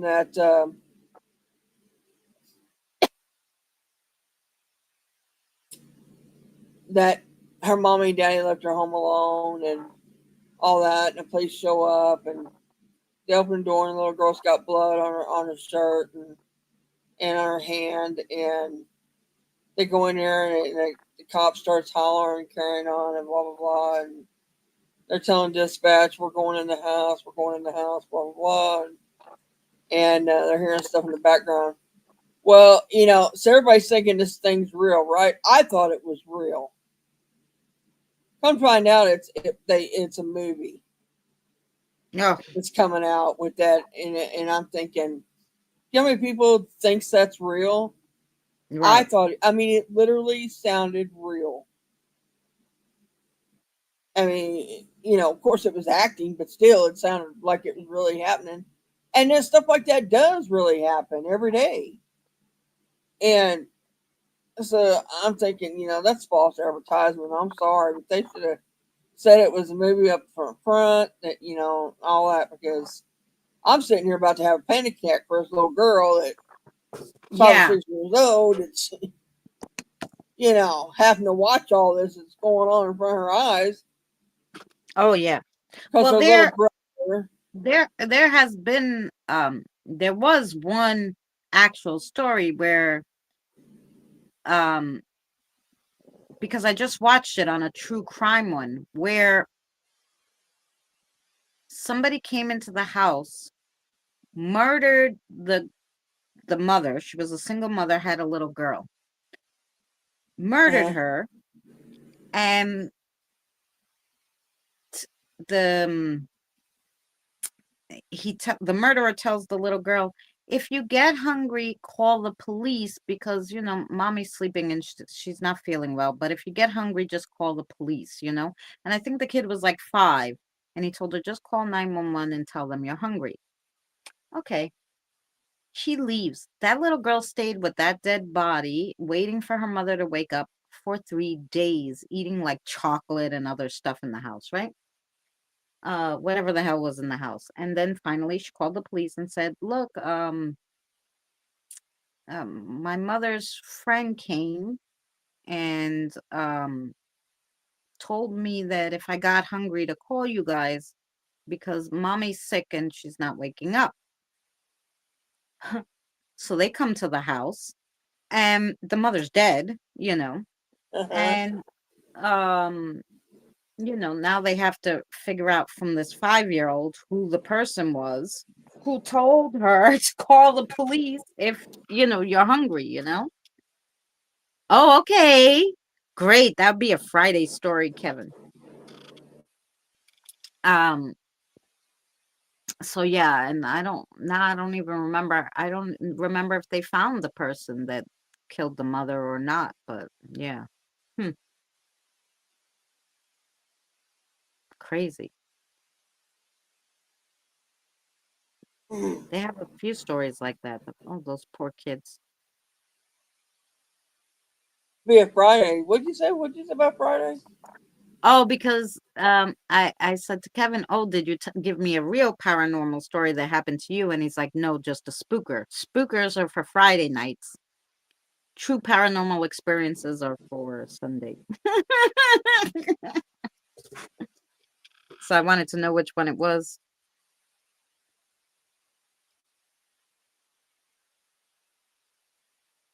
Did go to Memphis though. Didn't go to the mansion because it was too expensive. Oh, yeah, it was messed up, James. No. So you don't know, maybe that movie might be based off some kind of true true story, because some of these true crime stories that I just come across on YouTube and something makes me want to watch it, and I'll come across it and I'll listen to this true podcast or whatever, true crime podcast. The true stories are worse than the made up ones. They really are. Like some of them Yeah, are horrific. So then yeah. I'm like, yeah, if you made this a movie, I would watch it. I would be terrified, but I'd watch it, you know? Um, so it could be one of those based on geez.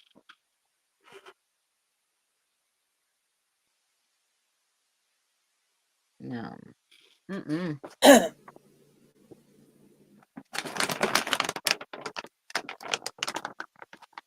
It is expensive to go. You talking about Elvis's mansion in Memphis? Is that what you're talking about, Kevin? Yeah, there was this haunted house in Indiana near my daughter, and I was like, oh, I would love to go there. And so we looked up the price to stay there for the night. Yeah. $230 for the night. I was like, oh, hell no.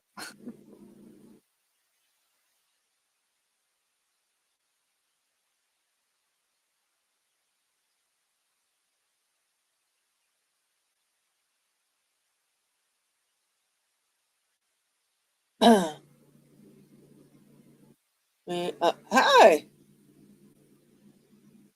How are you doing tonight, sir?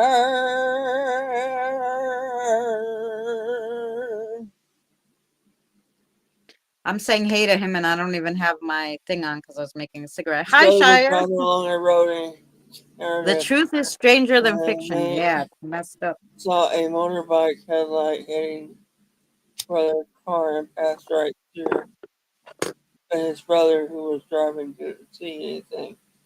Oh wow, Oh my gosh. wow. Oh, I'll have to tell that story. Well, me and my cousin, and it was me and my cousin Frank and a couple other people.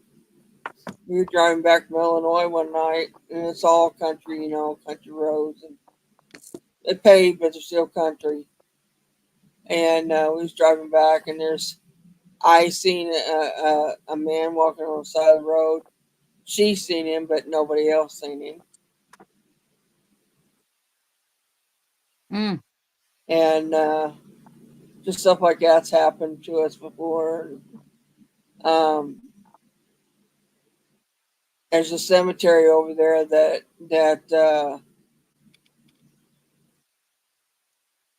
it draws to me. I don't know why, but it does. And now, have I ever been to it? No, but because it's on a highway, like you have to, it's right beside a house. So Mm. I don't know if it belongs to the family.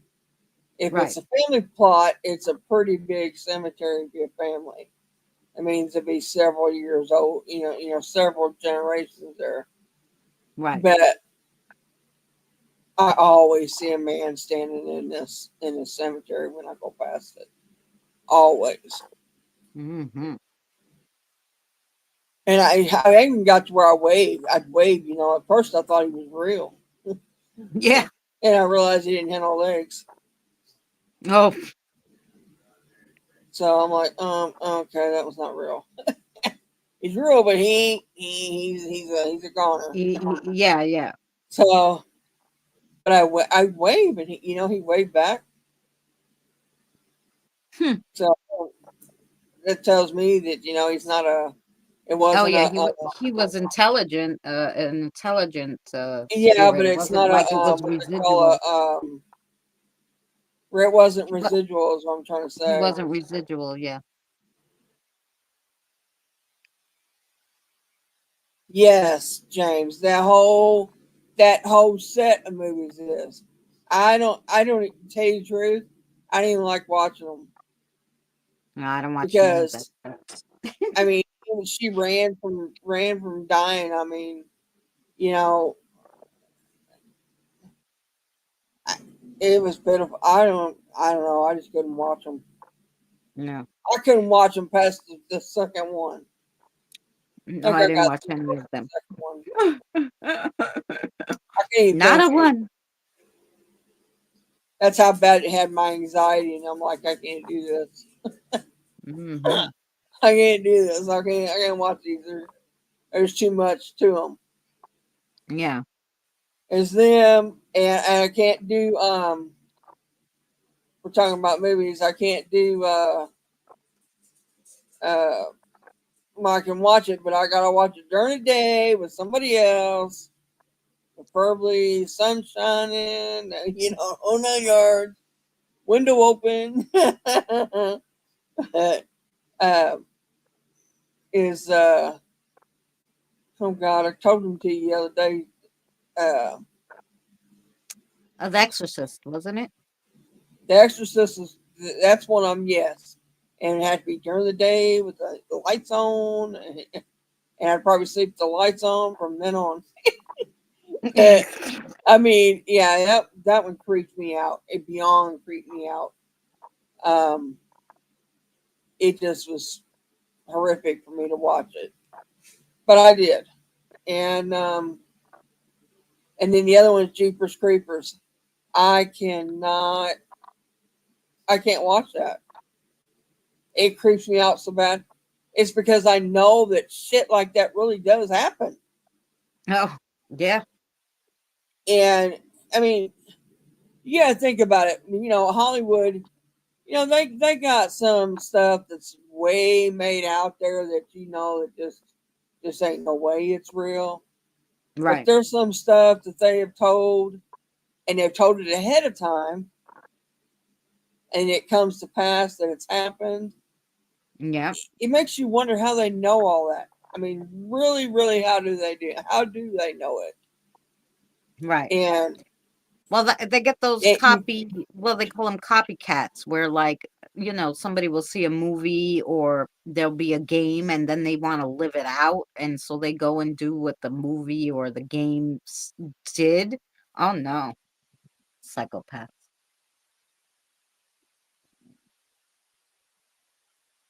Mm-mm.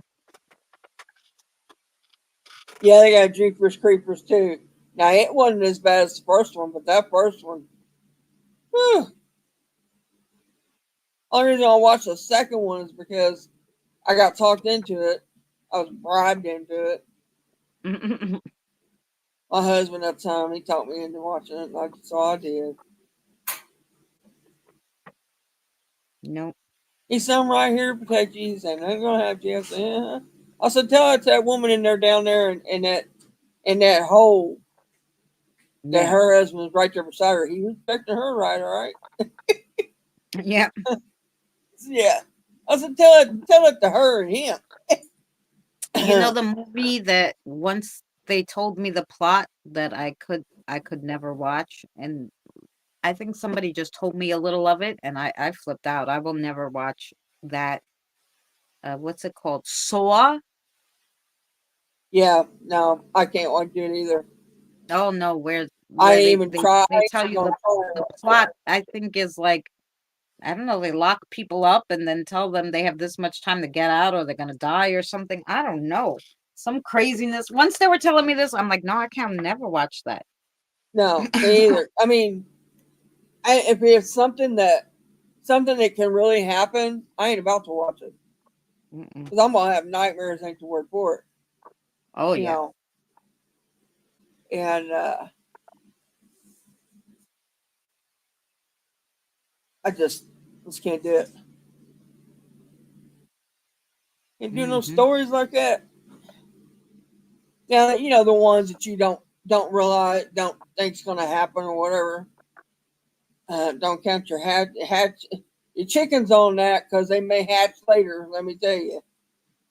Uh, The but evil they had did. Yeah, but that's not for that person to decide. That's for the court. Oh no. I don't care if they were bad or not. I'm not watching that movie.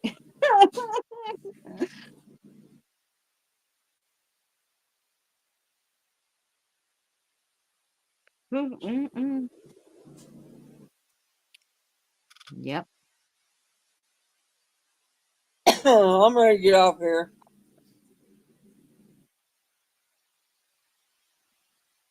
It's still the weirdest. Maybe. Oh no, beating I don't you. know. Yeah, I'm sorry, but and another one was Maximum Overdrive, Overdrive. Yeah, I think it was name of it, where the trucks and the all the any vehicle machinery could come to life, and it would just start operating on its own. The trucks, the cars, they and the semis. It took me forever when I was driving down the highways to pass a semi without thinking about that movie. What's a true story? Oh, please don't tell me it Jeepers Creepers a true Oh story. wow. No, the story he told in the chat. A man Oh, in a thank God, man! I'll have bowler. to read it. Yeah, What? I'll read it for you. A man in a bowler hat offered to show some American students a tour of his shop in London. After, I'm assuming after they had the tour, they went back with their friends the next day for another look and found that the shop had been boarded up for 20 years. Oh no. Oh wow! What kind of shop was it? I want to write that story too.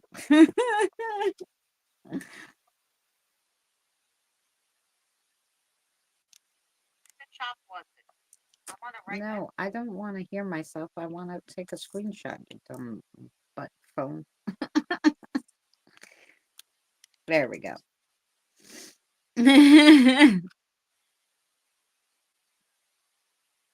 I'd say London's UK. The whole UK's haunted. Yeah. Mm. Am I right, Raven? Oh, Sure, I I'm am. sure. It was a pharmacy, I think. Oh, interesting. Oh, and it probably had, because it was 20 years closed, it probably had all interesting stuff that they weren't used to. Hmm. Cool.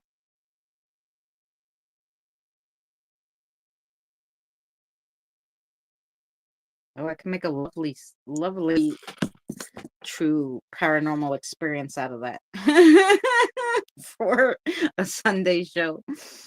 Yes.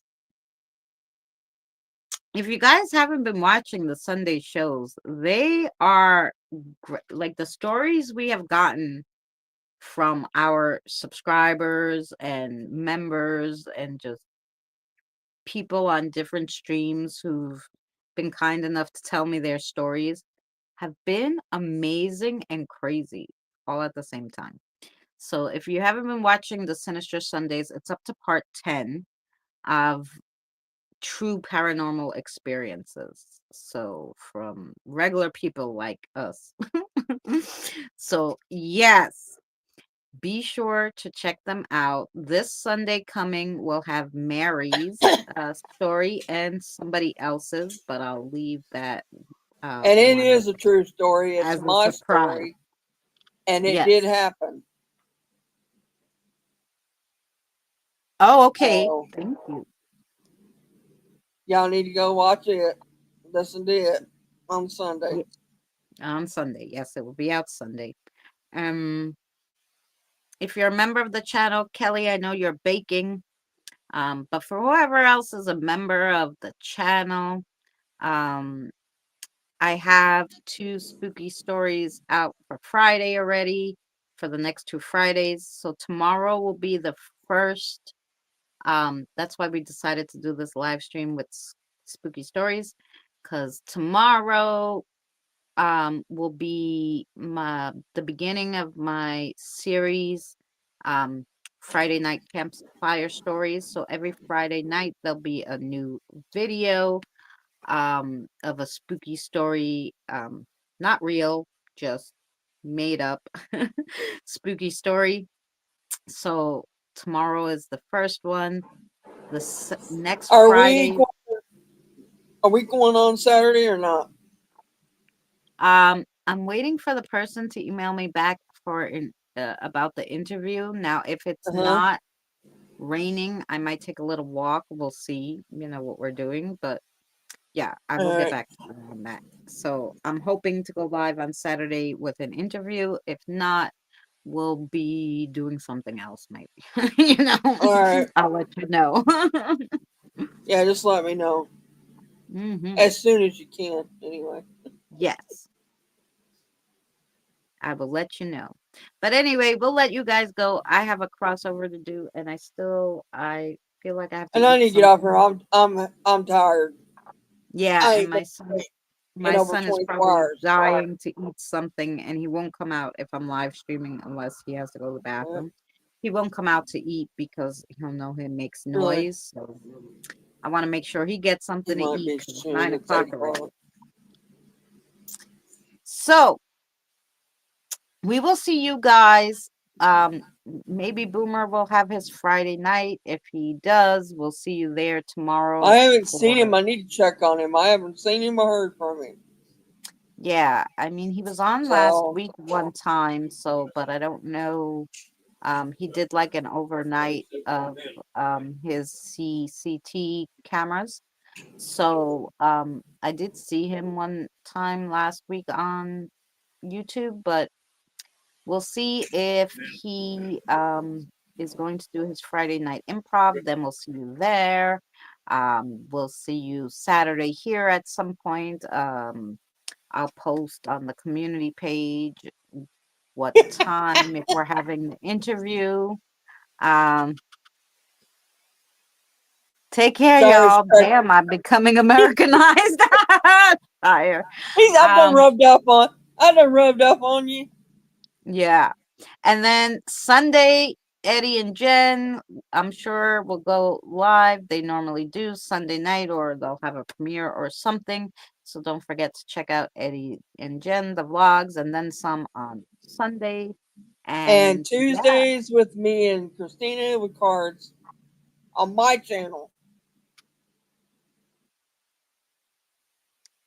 I will. I will. Your story will go on for our third Friday. It's good to have So, y'all in here listening to us. yes, thank you so much. 10 of you listened to our spooky stories and hung out with us. So, we're so excited that you guys came and we're glad you enjoyed. And yeah, we'll see you And we Saturday. appreciate y'all.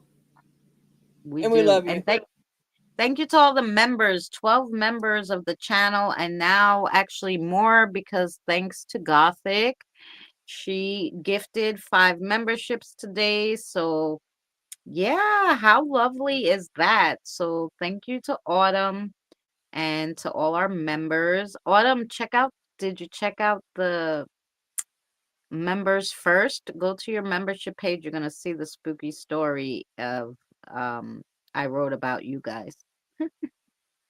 Well, you guys were in my spooky story, so it was fun. All right, I'm doing the outro. You're sick of hearing me talk, and we're leaving now. All right. Bye, everybody.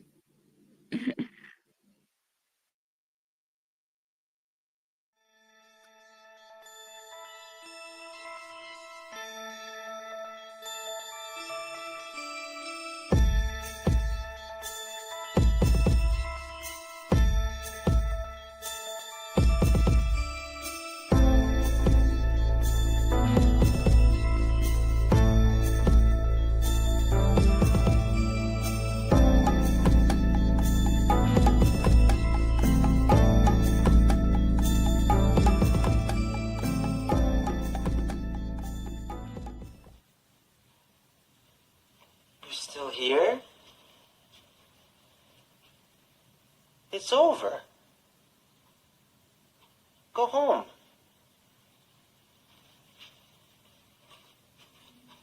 Go.